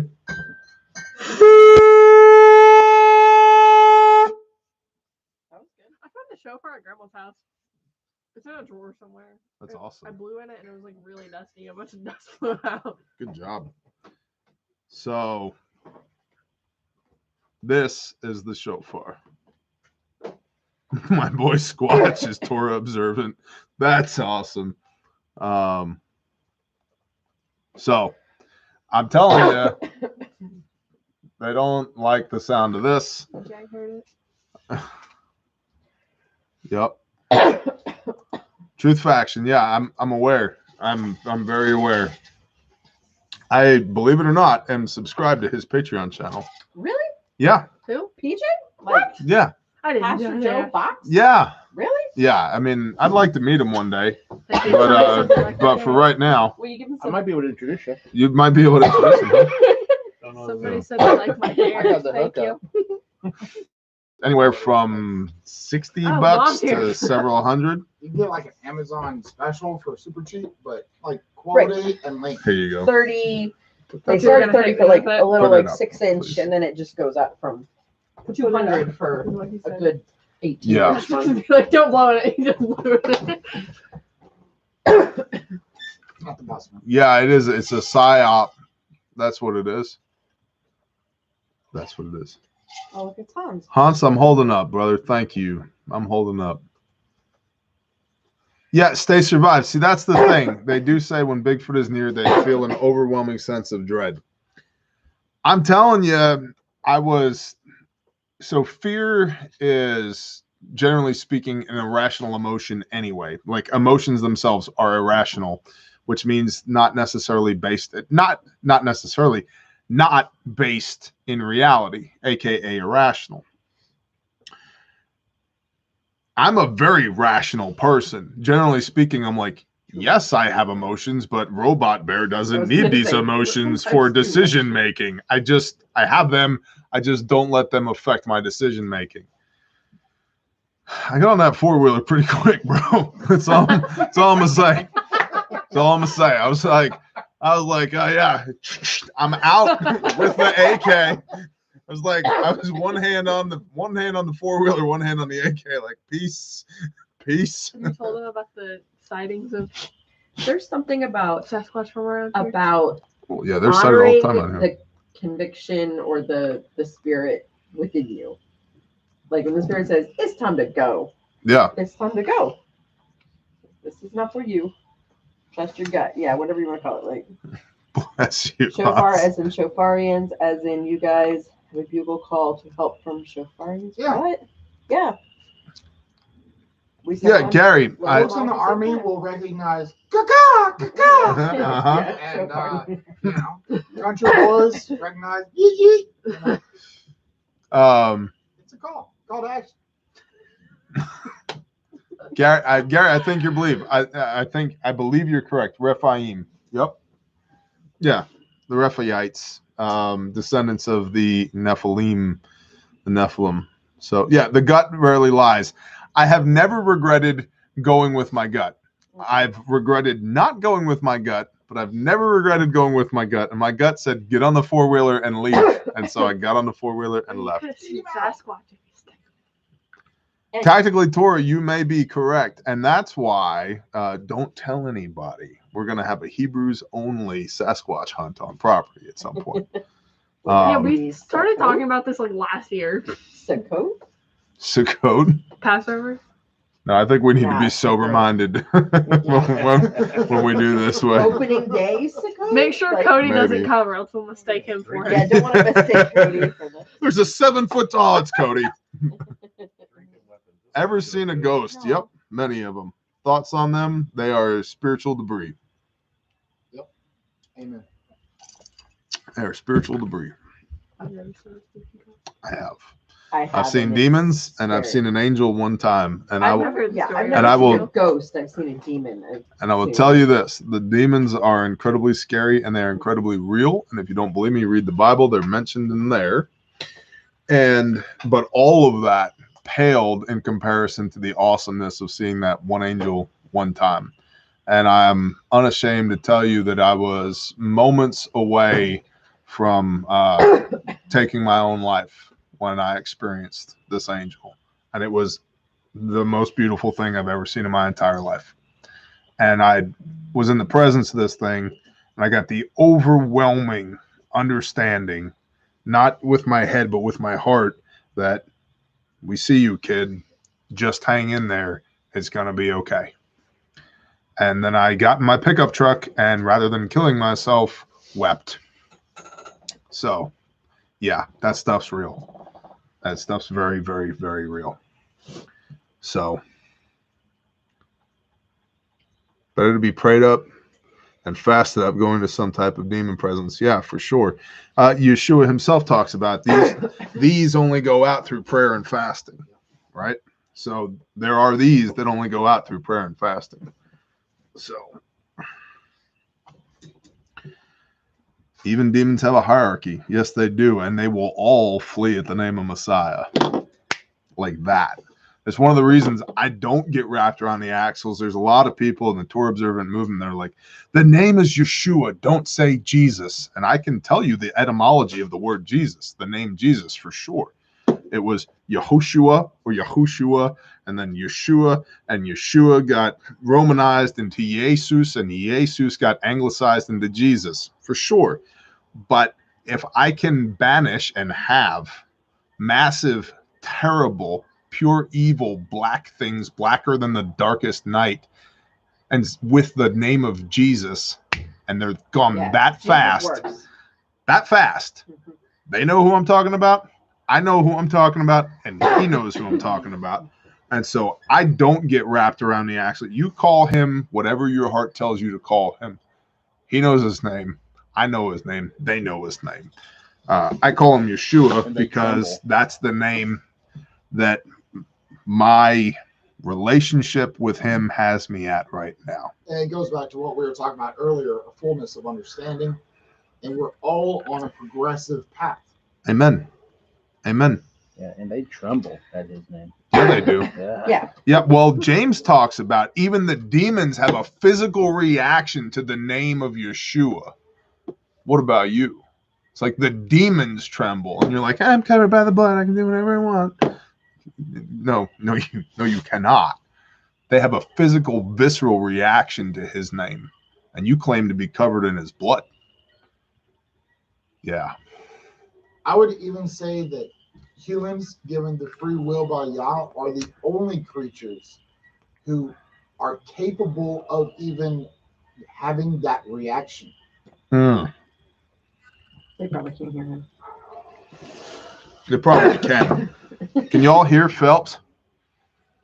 Type yes for yes. Angela's clapping. Maybe she's just clapping for Shani's pink hair. Kinda. Yeah. You gonna make room for Phelps? No. I'm just going to be within audio range and work on projecting my voice. Speak from your All right. diaphragm. I'm sandwiched. So what I said was I would even propose that humans, being given free will by Yah, are the only creatures who are capable of that reaction to the name of Yeshua, the power that is in that name. Mm-hmm. Since he is one with Yah. Well, that is the power of the Father Yah through his Son. It gets back to the point that evil cannot, the light shines into the darkness, and the darkness comprehendeth it not. Yep. And people are familiar with that, and they like to throw that around. But Yeshua is the Word. He is the Word made flesh. Yep. So you want some of the Word or all of the Word? completeness of understanding all that power and authority, or just a little bit of it? And that's not taking anything away from the Gospels and the epistles and Revelation. Not a little bit. They're instrumental. They're integral to the story, but it's not the entirety of the story. And what was the word before Yeshua? What word was there before Yeshua? The Gospels hadn't occurred yet. Right. For example, when it says all Scripture is profitable for instruction and for doctrine, right? Mm-hmm. What Scripture were they talking about? There were no Gospels. There were no epistles. There was no revelation. Mm-hmm. It was everything before Matthew chapter 1 is what they were talking about.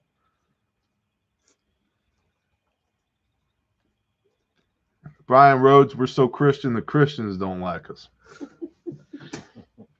We're not Jewish. What I was getting at, and then my mind shuffled the words, and I couldn't spit it out, was in the beginning was the Word, and the Word was with Elohim, and the Word was Elohim. Mm-hmm. Which is like, what? Yeah, and I absolutely despise that argument of, are they separate or are they one?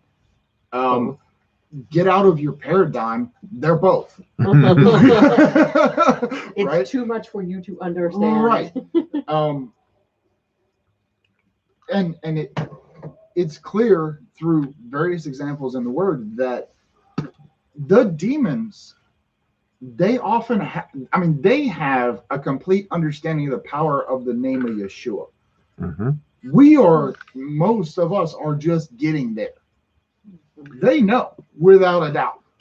And we are given the power to wield it. But most of us are just getting the point of even comprehending how much actual power is in that name. Think about when Yeshua, and another reason is to, I can eat whatever I want. Mm-hmm. You can, doesn't mean it's what y'all said. Think about when Yeshua cast the demons out of those two guys that are living in the cave. Yeah. Wild, outside of town. Wild men. And the whole town knew about them. The naked guys in the cemetery or something? No, they were in a cave outside of town. And he comes up to the cave and he casts them out. And the demons see Yeshua and immediately start begging him for mercy. Yep. And they say, rather than destroy us, if you could just cast us into that swine over there, the swine in the field. The fact that demons can jump from people to swine is yet again another indicator as to why I shouldn't be eating these damn things. Yep. And so cast us into that herd of sheep. That's exactly right. Cast us into those swine. Specifically pick something that he said is not food. Well, also, how indicative that there's a herd of swine in a place that's indwelt with demons. So they cast him. He casts these demons, and they're like, please don't destroy us. We know that you can destroy us. And so he cast them out of those people into the swine, and the swine go crazy and take off running, bust out of the pen and run over a hill and into the ocean and perish and die. Harry Carey. Yeah, Harry Carey. That's right. And so they knew the moment they were in his presence, the light shines into the darkness and the darkness comprehendeth it not. They knew the moment, and it gets all the way back to sin cannot exist in the presence of the Father. That's right. Right? Sin is lawlessness. What do those damn things jump into? Chihuahua. Somebody said, I think they also jump into chihuahuas. Justin Ridlin, I believe you are correct. Whatever. How's this? Is this a good signal quality? This is not Phelps with Bear. Half of Bear's face with Phelps independent. Sometimes it's Bear independent and friends. Mm-hmm. I mean, Jesus floored an entire battalion by saying, I am. That is correct. Exactly. Yeah. That is exactly correct. Knocked them battalion, not Yeah. 5 guys that came Yep. into the garden. Like, people think it was like from the movies, like a couple of people came in, or like, I'm looking for Jesus. The Roman word is 1,000. The word that's used there is 1,000 guys got knocked ass over tea kettle because he stood up and said, I am he, which harkens all the way back to getting back to both. Yep. When Moses says, who are you? what shall I call you? And the Father responds with, I am that I am. So, yeah. Yep.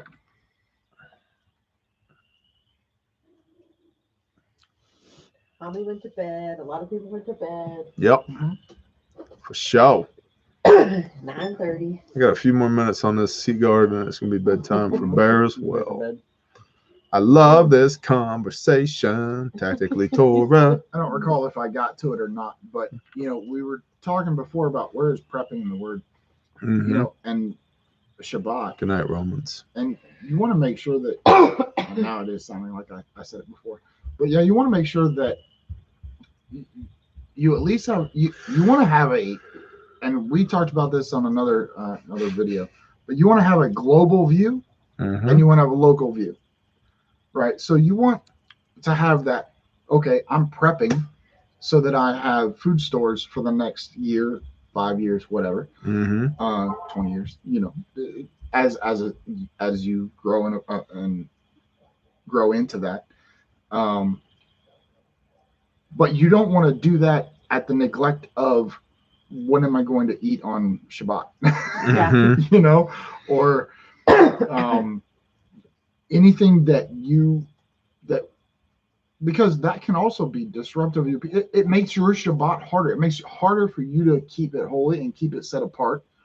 If you're having to struggle with, okay, I don't have this thing that would make that, and so now my peace is disturbed because I don't have it. But that's balance. Go ahead, Fo. You're thinking about the prepping in the Bible. The biggest story that I can think of is when SHTF happens. The biggest prepper was Noah. Yeah. Noon stuff was going to happen. He prepped for years. I mean, it wasn't a weekend. Let me build this. Yeah. It was prepping. Yeah, he did not, and nobody was listening. For like 100 he didn't years. build the ark over the span of a month. Yeah, 100 years. It was 100 years. Right. And so Gary made a comment. He said, remember the Shema. Shema Yisrael, Yahweh Eloheinu, Yahweh Echad. Hear, O Israel, Yahweh is our Lord, Yahweh is one. Yes, for sure. But we experience different facets of Yah. We know that the Ruach HaKodesh, the Holy Spirit, is the messenger that comes from him. I'm good. Yeah, I know what you're doing. We experience different facets of Yah. We know that the Holy Spirit, the Ruach HaKodesh, comes from him. It's the spirit of truth that convicts us per John 16 concerning sin and righteousness and judgment. Righteousness is an exceptionally interesting thing because Yeshua says he convicts you concerning righteousness because I go and you will no longer see me. Meaning you won't see me to do the stuff I told you to do and to live the way that I'm living. Sin being lawlessness, 1 John 3 verse 4, and righteousness, Luke 1 verse 6, blamelessly walking in the commands. And judgment is Revelation 19:11 when Yeshua comes back and lays waste to all the people who couldn't get with the program. Right, and so that's the Holy Spirit, and then Yeshua. That we experience Yeshua or Yahushua, Jesus, as this physical manifestation of the Father here on earth. John 3:16. For God so loved the world that he gave his only begotten Son, that whosoever believeth in him shall have life everlasting. Amen.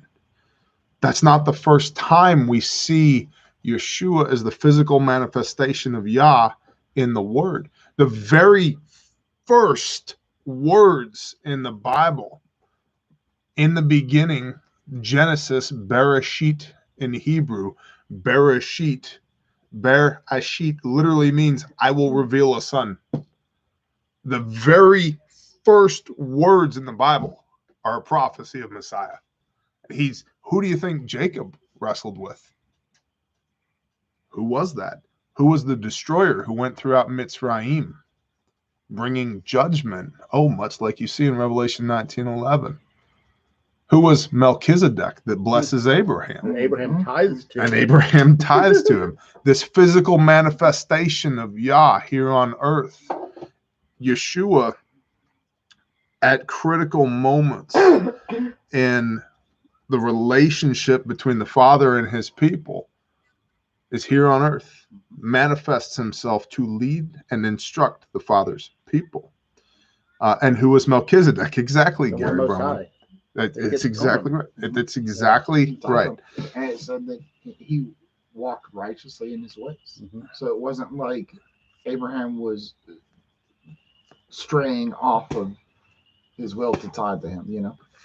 Yeah. Well, and you see, Abram, he wasn't even Avraham at this point. He was Avram, was a shit show before Melchizedek. And he finally gets his life together when his cousin Lot gets kidnapped. And he's like, oh, hell no. And him and 300, there's a lesson in this, him and 318 men of his household kid up. And they're like, we're going to go get Lot. They're like, hell yeah, we are, because I'm tired of looking at these sheep. I'll do anything. War sounds good. Let's go. Right? And this whole concept, I'm sure you've heard that song, A Seven Nation Army. Mm-hmm. Yeah. Right? It's biblical. Yep. So there's all these kings. And by the way, the concept of a biblical king, we think of like Renaissance kings and the Dark Ages, kings with big castles and horses and suits of armor. A king was a man who led his people. It was a man of status within the community. That was a biblical king. So, and Abram and his 318 bros go out there and just start bodying people, and they get done, and they're like, we won. Yep. Holy crap, we won. And we got Lot back. And we got all this gold and camels and horses and ladies. So what do we do? And everyone's like, I guess we go home now. And so they go home. And as they're going home, the king of Salem means peace. It's salam or shalom, peace. The king of peace, Melchizedek, descends from his mountain that he's on and comes down off the mountain. Are you seeing parallels here? Comes down off the mountain and gives the word to Abram. Gives the word to Abram. It also implies he was not a king involved in that. Mm-hmm. Meaning he came down. Yep. Meaning and no, he was set apart from that. Right. AKA exactly. holy. That's what I was getting. Yes. Yeah. Steal my thunder, Bear. So Melchizedek, the king of peace, comes down off the mountain and gives the word to Avram, who becomes Abraham. And what happens then? Abraham and Sarai, and the father appears to them in their old age, and he says, I'm going to make nations out of you. And Sarah laughs at God and says, what? And he's like, shut up. And she's like, oh, shit. Oh, yes, sir. Okay. Abraham, Isaac, Jacob, and the nations.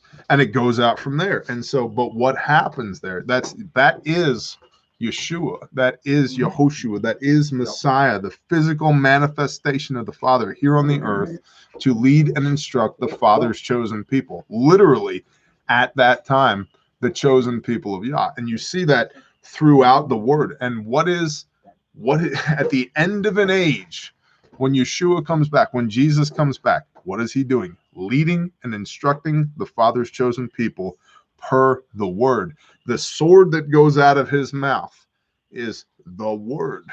Wait, you mean to tell me that there's not a change between the Old Testament and the New Testament? That's what I'm telling you. He's the same today? Yesterday, today, and forever? Yes. Malachi 3 verse 6, I'm the Lord Yahweh Sabaoth, I change not. Yeah. Do not add or take away from the word of this Torah. Yeah.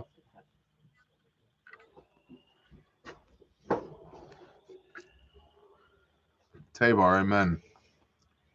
Enjoyable how you explain the word. Thank you, Sam. Father makes it stick in my brain.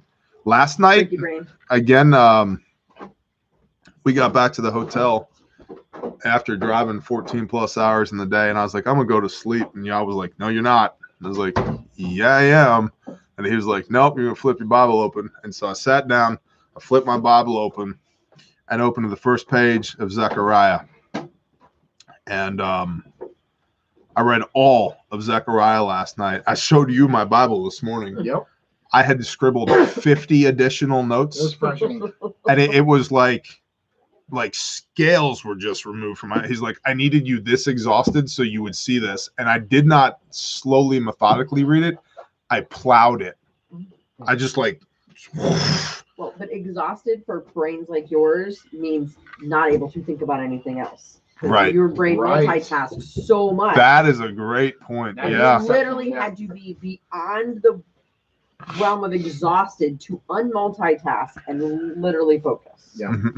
Hey, Mouse House, brother, you know you can reach out, and it's known.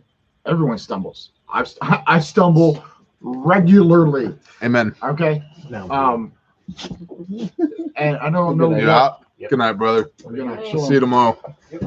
I don't know, where you need to find encouragement, but seek God first, and everything else will line up. And there are rough patches, and it don't says keep there's it a quiet. season for everything. Keeping it in Yes. makes the enemy gets a hold of it. There's shame, there's fear, there's so many things that he takes by keeping things secret. You got to put light on it. Yep. You got to put light on anything. You keep it in, and he'll play with it in your head. Yeah. Yep.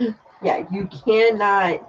Sunlight is the best disinfectant. Yeah, And, Yep. and like we say, stumble we all the love time. us.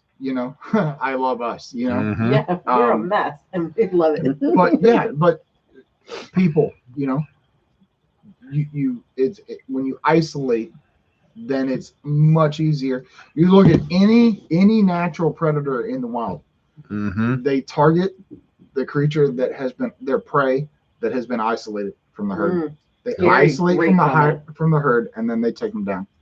I think he not really, I wouldn't say enjoys when you stumble, Amen, Gary. but he enjoys it when you stumble and then lean on to him for help. That is exactly what It Gary brings him- just it said. brings him Gary- And joy in to the do that. mouths of two or three, Yeah. because you can't see the comments. Yeah. You're on the You other. can't see That it is coming. beautiful. But if you just stumble and just keep it on side, Nobody's demon learning. just attacks you, and you're not giving him praise at all. Yep. He wants to help you. For So sure. stumble and then ask for help. That's And it exactly could be right. from your brother. It could be from your Yep. wife, your Yep. partner. But you didn't see. Gary said No. stumbling is why we need Messiah's blood, not for intentional disobedience. That's exactly right. And it's so true. So many people try to use that. Like I used to run a pro-life ministry, and I stood in front of the clinics, and people would say, "It's okay, God forgives me," and I'd be like, "No, it's not how it works. Not, Hebrews Not how it Hebrews works. 10:26. yeah." Yep. Mhm. Do not abuse the grace. So Stumbling is way different than intentional. It's defiance. yep. Intentional defiance. The same thing. I mean, with your parents. Like, if you're a parent or you've been a child, you understand the difference of the wrath of your parent when you stumble versus you intentionally disobey with that look on your face Yep. and all the attitude of knowing. That switch hits a lot harder. Think when about it was That intentional. rebellious- Think about earlier Rebellious today spirit, yeah. when that cow got out Yep. because Harlan forgot to close the gate. Mhm. He unintentionally stumbled, right? Or even if he knows he's supposed to close and lock the gate, Yeah. he knows didn't that, intentionally leave the Right. gate open. right? And that cow got out, and it was kind of a mess for a little while. It was a little hinky there for a husband. Fun. It was fun. It was fun. But let's just say it was a thing, Pause in our right? meeting. Mouse House bless you, brother, and we will lift you up in prayer for sure. We love you, brother. Amen. And that would have, the response to that was a stern talking to, don't do it again, you know better, versus had he intentionally let the cows out? Oh, forget it. The rope that I was trying to catch cows with, he would have gotten his ass whipped with. Two different things, right? Two completely different things. Yep. And Hobby laid out if you ever do it again, you will pay for the cow. That's correct. There will be judgment next time. That judgment costs. Now you know the law. Right? And now you know the law. Imagine that.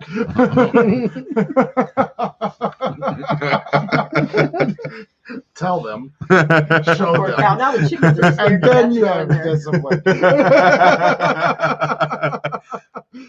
It's Now we got a whole bunch of chickens out there scared to go in their pen. yeah. Cow invaded their pen. There was that one though. You saw that one who refused to leave. Oh yeah, it's still in there. It's the only one left Yeah, in the pen. that's true. That one meat bird was like, one chicken head. why is there a cow in my AO? Get out of here, cow. And it's like, One chicken you are a ballsy little bowling ball of a chicken, man. I shut the gate on the cow. Front page 101, bless you. I haven't touched the G-Ness, chicken bless yet. you. Stay survive. You're right. Lean not onto your own understanding. And I kind of agree with you. Don't lean on your own understanding. I take that as like But my look for understanding from my life in the world.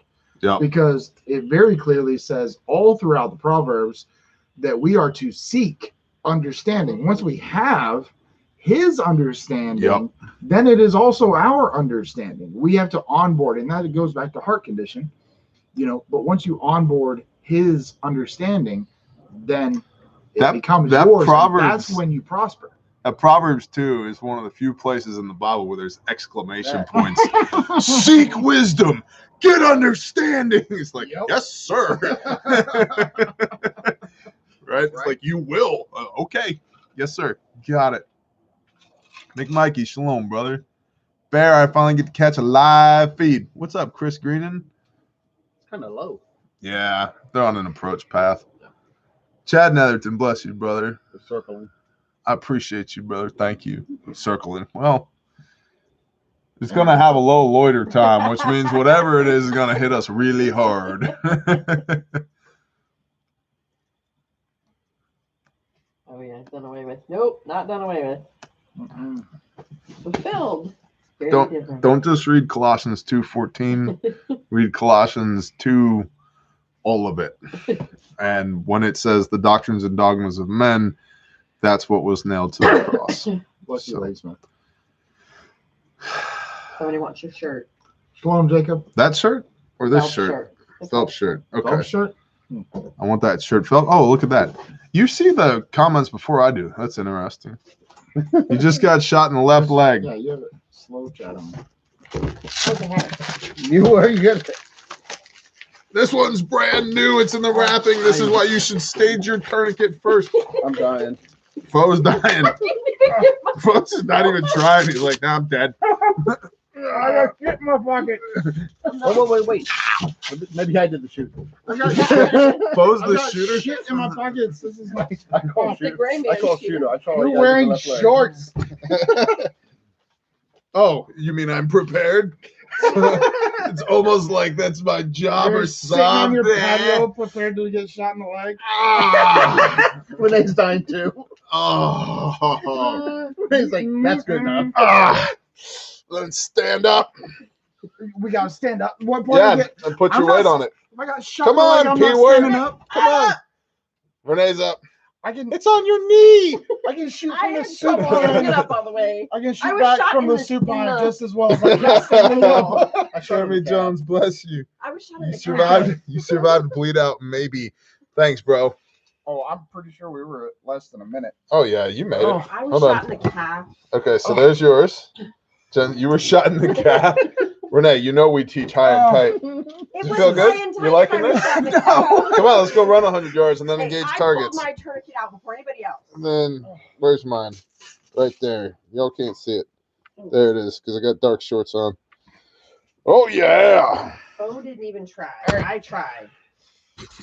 I'm out of rounds. Thank you, whoever shot us in the leg. That was a good They time. even paid us $5. Oh. They paid us $5 to get shot in the leg. So now we're crisis actors. Ah, good times. Normally I don't participate. I just lay down and die. Yeah, I put that Oh, video on. He did that. He shot me at Walmart. Shot her at Walmart. She laid down and died. So I put it on TikTok. Nice. It's Yeah, funny, in like, the produce section next to the bananas. He's like shot in the left leg, and I was like, whatever. And she just sat down and played dead. That's I know okay. strangely I like have to pee. I remember. I don't think so. You wrap the tourniquet around my bladder. I don't think so. Really, like that's a pain High and reaction. I tight. A little think. too high and tight. When I dislocated my sternum, I was like, suddenly, I was like, oh, I gotta poo. Feels good. I love it. Yep. Love how, like, at least us, we know, like, the tourniquet protocol. You know? Yeah. Stage it up. Restage it. Yep. Yep. There we go. Good to go. That one was brand new. In the packaging. Look, I had to fight. This is why you pre-stage your tourniquets. You don't leave them in the packaging. Yeah. I've really got half of mine when we send our kids out, or our kits out to pre-stage the tourniquets in the kit. I just want people to know they're getting a brand new tourniquet, not a used one, which is why we don't. But you know, I would almost think like put one of those. You know, you always get like new clothing. Right. It has like a QA sticker on it. Right.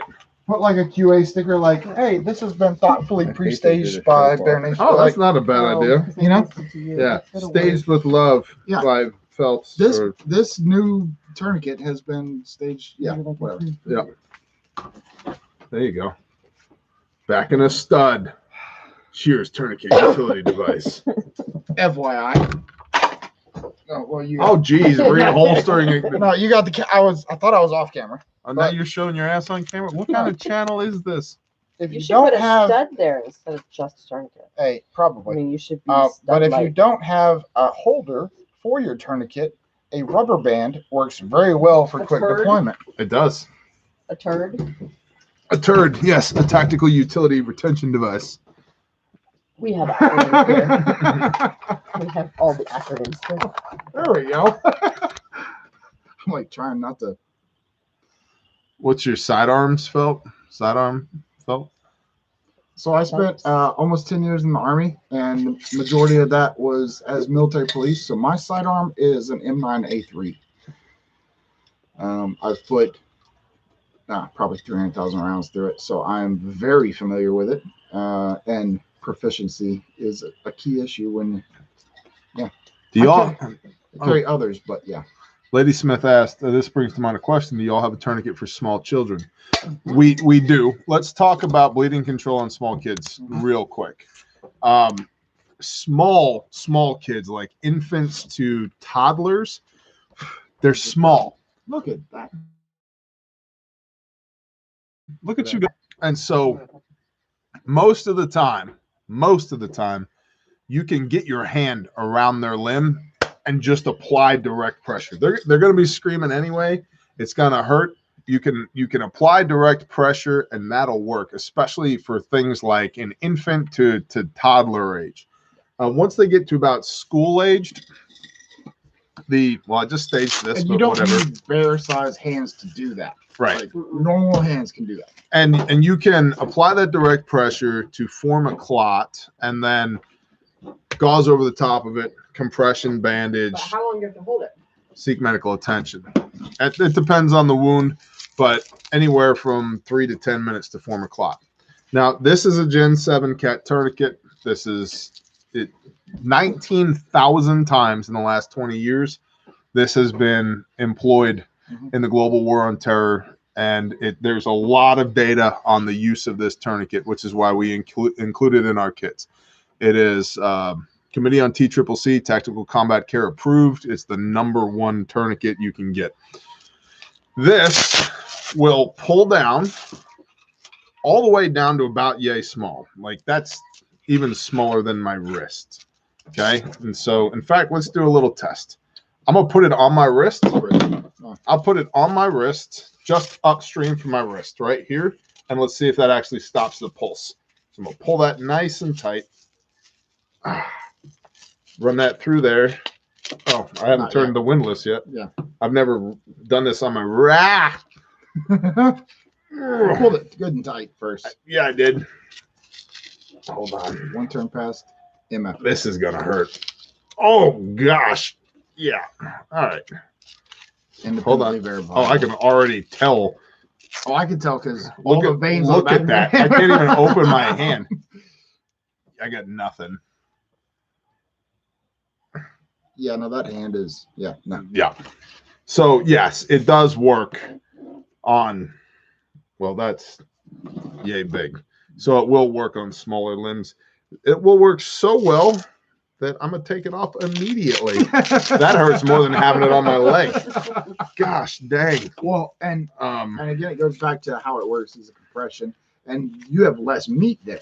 Yeah, that's true. Yeah, less So- compressed, so it works more effectively. So the cat will work on smaller limbs. Now, we did develop what we call the Cub Kit, and then consequently the Cub Kit Pro. But the Cub Kit has a SWAT T tourniquet in it. The SWAT stands for stretch, wrap, and tuck. And it's essentially a stretchy band. That's it right there. And this can be used on small diameter limbs. It also requires damn near no training to use. And so we found that it's effective on children and adults. B, it's intuitive. And C, 100% of the time, you're going to move the casualty. Yep. And so it's also affordable. These are like $12. I think they're right around there. They're less than half what a cat tourniquet costs. I keep one of these in my back pocket in my jeans or my tactical pants or whatever all the time. Now in order to be committee on TCCC approved, a tourniquet has to be two things. It has to be at least 1.5 inches wide, and it has to be able to be applied with one hand. Now, this thing you can apply this to yourself with one hand. I've done it. It's kind of difficult, but like with anything, the more you train with it, the easier it is to do. And it is more than 1.5 inches wide, but this works great on small diameter limbs. It's intuitive for kids. It also works on adults, and you can use this to make pressure bandages as well. It's a big stretchy rubber thing. So I carry my SWAT tee in my pocket every day in the prison. There you go. So we like this for dealing with smaller bodies for casualties. And by the way, casualty doesn't mean you're dead. It means that you're injured. Okay. Deceased means that you're dead. So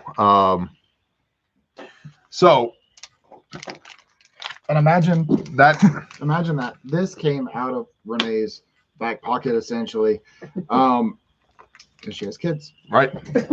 And that's why I started carrying a SWAT tee in my back pocket, because I got kids. So anyway, we have the Cub Kit has a flat trauma dressing in it, a SWAT tee, compressed gauze for wound packing. It's a cheap kit. The Ugly Prepper, hello. So I carry my IFAK in a backpack, which stays in the office. Very cool. So we developed the Cub Kit specifically because y'all kept asking for it, and it's for dealing for children, and young adults. That's what it's for. So, and then the Cub Kit Pro took all of that and made it a full-blown IFAK with, quick clot and cat tourniquet, so forth, so on. Pro just became like the tiny IFAK. Yeah, the Cub Pro became the tiny IFAK. So the FAK, the Min, the tiny. And that happens, Dragon Shield 1776.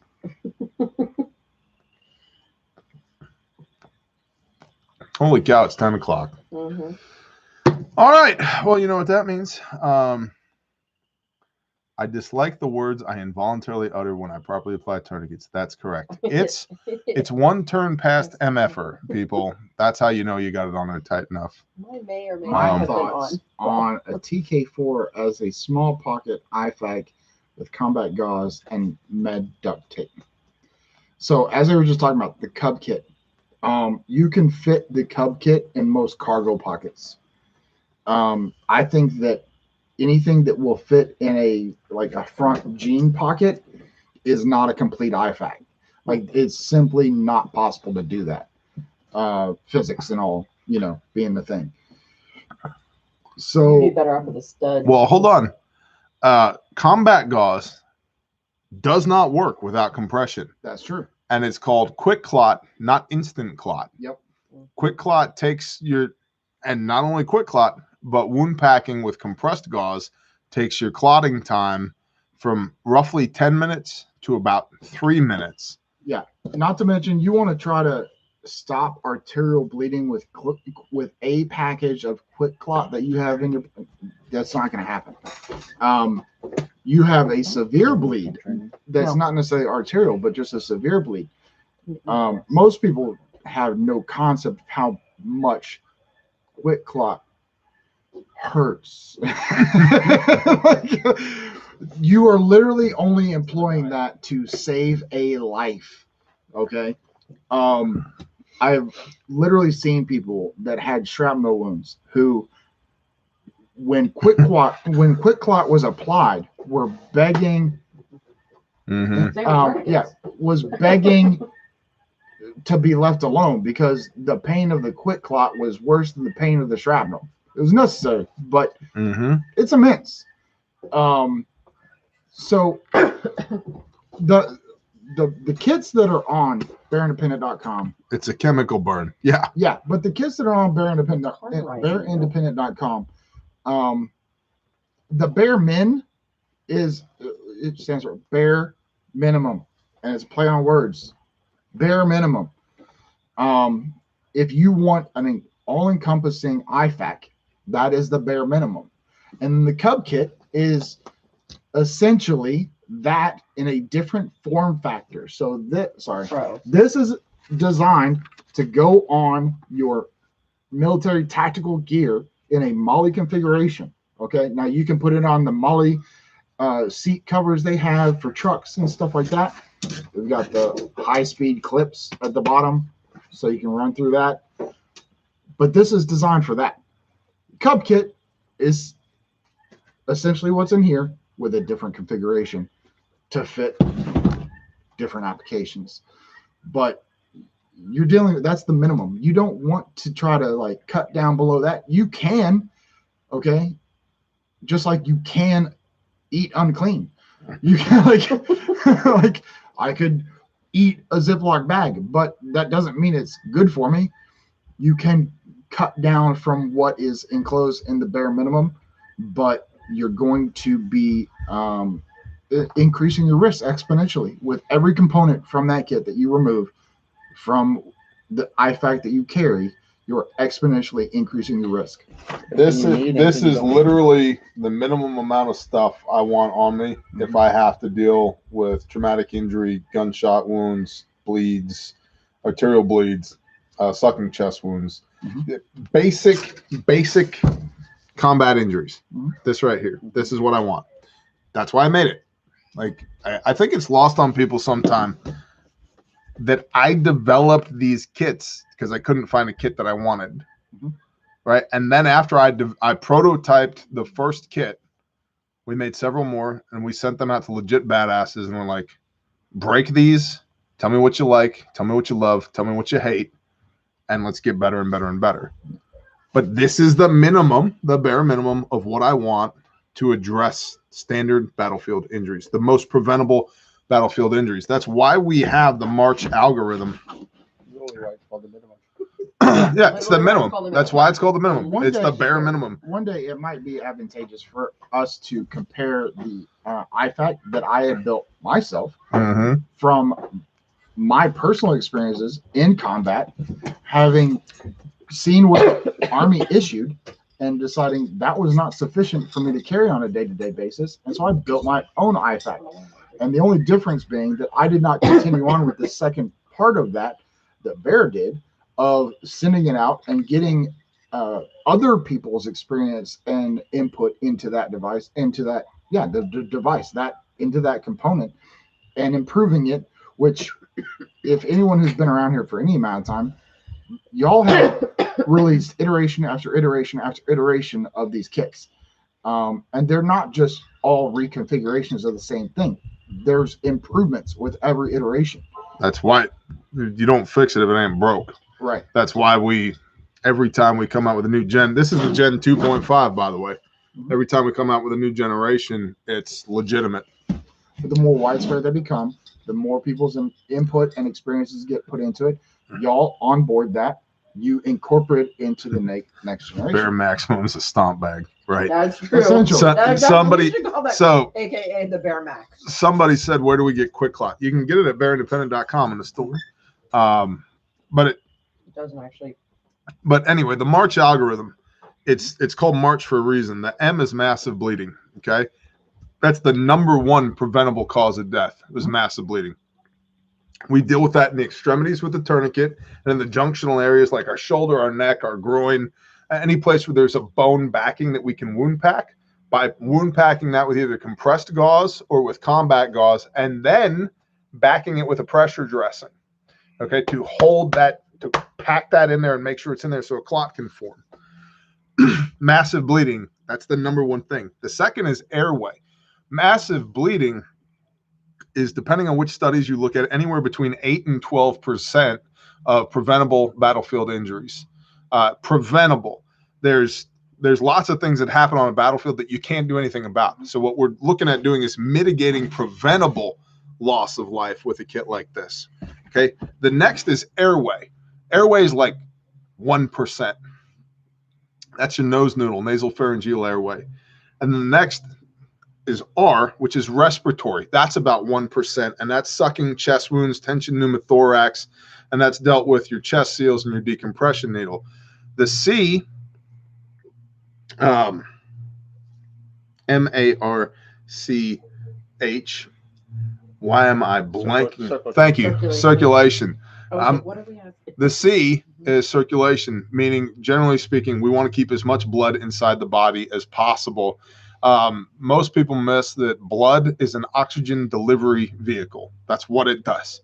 It circulates oxygen throughout your body. When you go into shock, it's because you don't have enough blood, and your musculature, your muscles can deal without blood flow for 8, 10, 12 hours, no problem. When they perform surgeries on your extremities, they tourniquet your extremity so that there's no bleeds. They do what they need to do. Take the tourniquet off, you're good to go. No harm, no foul, your muscles are good to go. Your organs, the moment they stop getting blood, start to shut down. Okay? So when you go into shock, your body pulls all the blood. It pulls it from all of your extremities into your core to keep your lungs, your kidneys, your liver, keep all that functioning, because if they stop, you die. They immediately start going into a process of necrosis. That's correct. Keep you warm too. Right. And so getting back to circulation, if you lose 50% of your blood loss, or 50% of your volume of blood, 50% blood loss, and we get you on a helicopter, in an ambulance, on your way to a higher level of care, you have a 50% chance of surviving. 50%.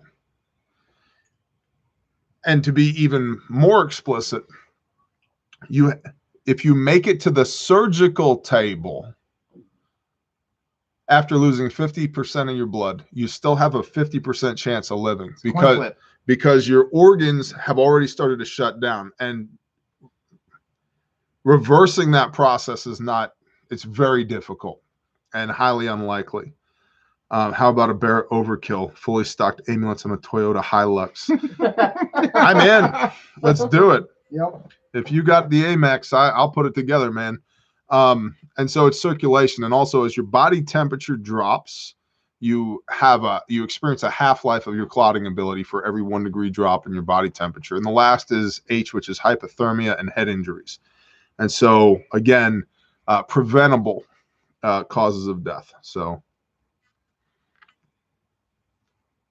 well, Boris, unfortunately, right now we've got a surplus of Dishkas, so you're just going to have to deal with 12.7 by 109? Mm-hmm. Yeah, or 108. 12.799 is the Mod Deuce. I think the Dishkas are 12.7 by 108, some shit like that. Anyway, it's the longer 50 cal. I was just shocked 3 times the ambulance last week. There you go. Bless you, bro.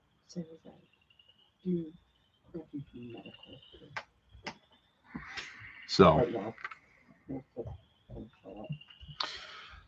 anywho, guys, we've been on here for 3 hours. We appreciate y'all deeply. It's past 10 o'clock. We got to do this again in 10 hours?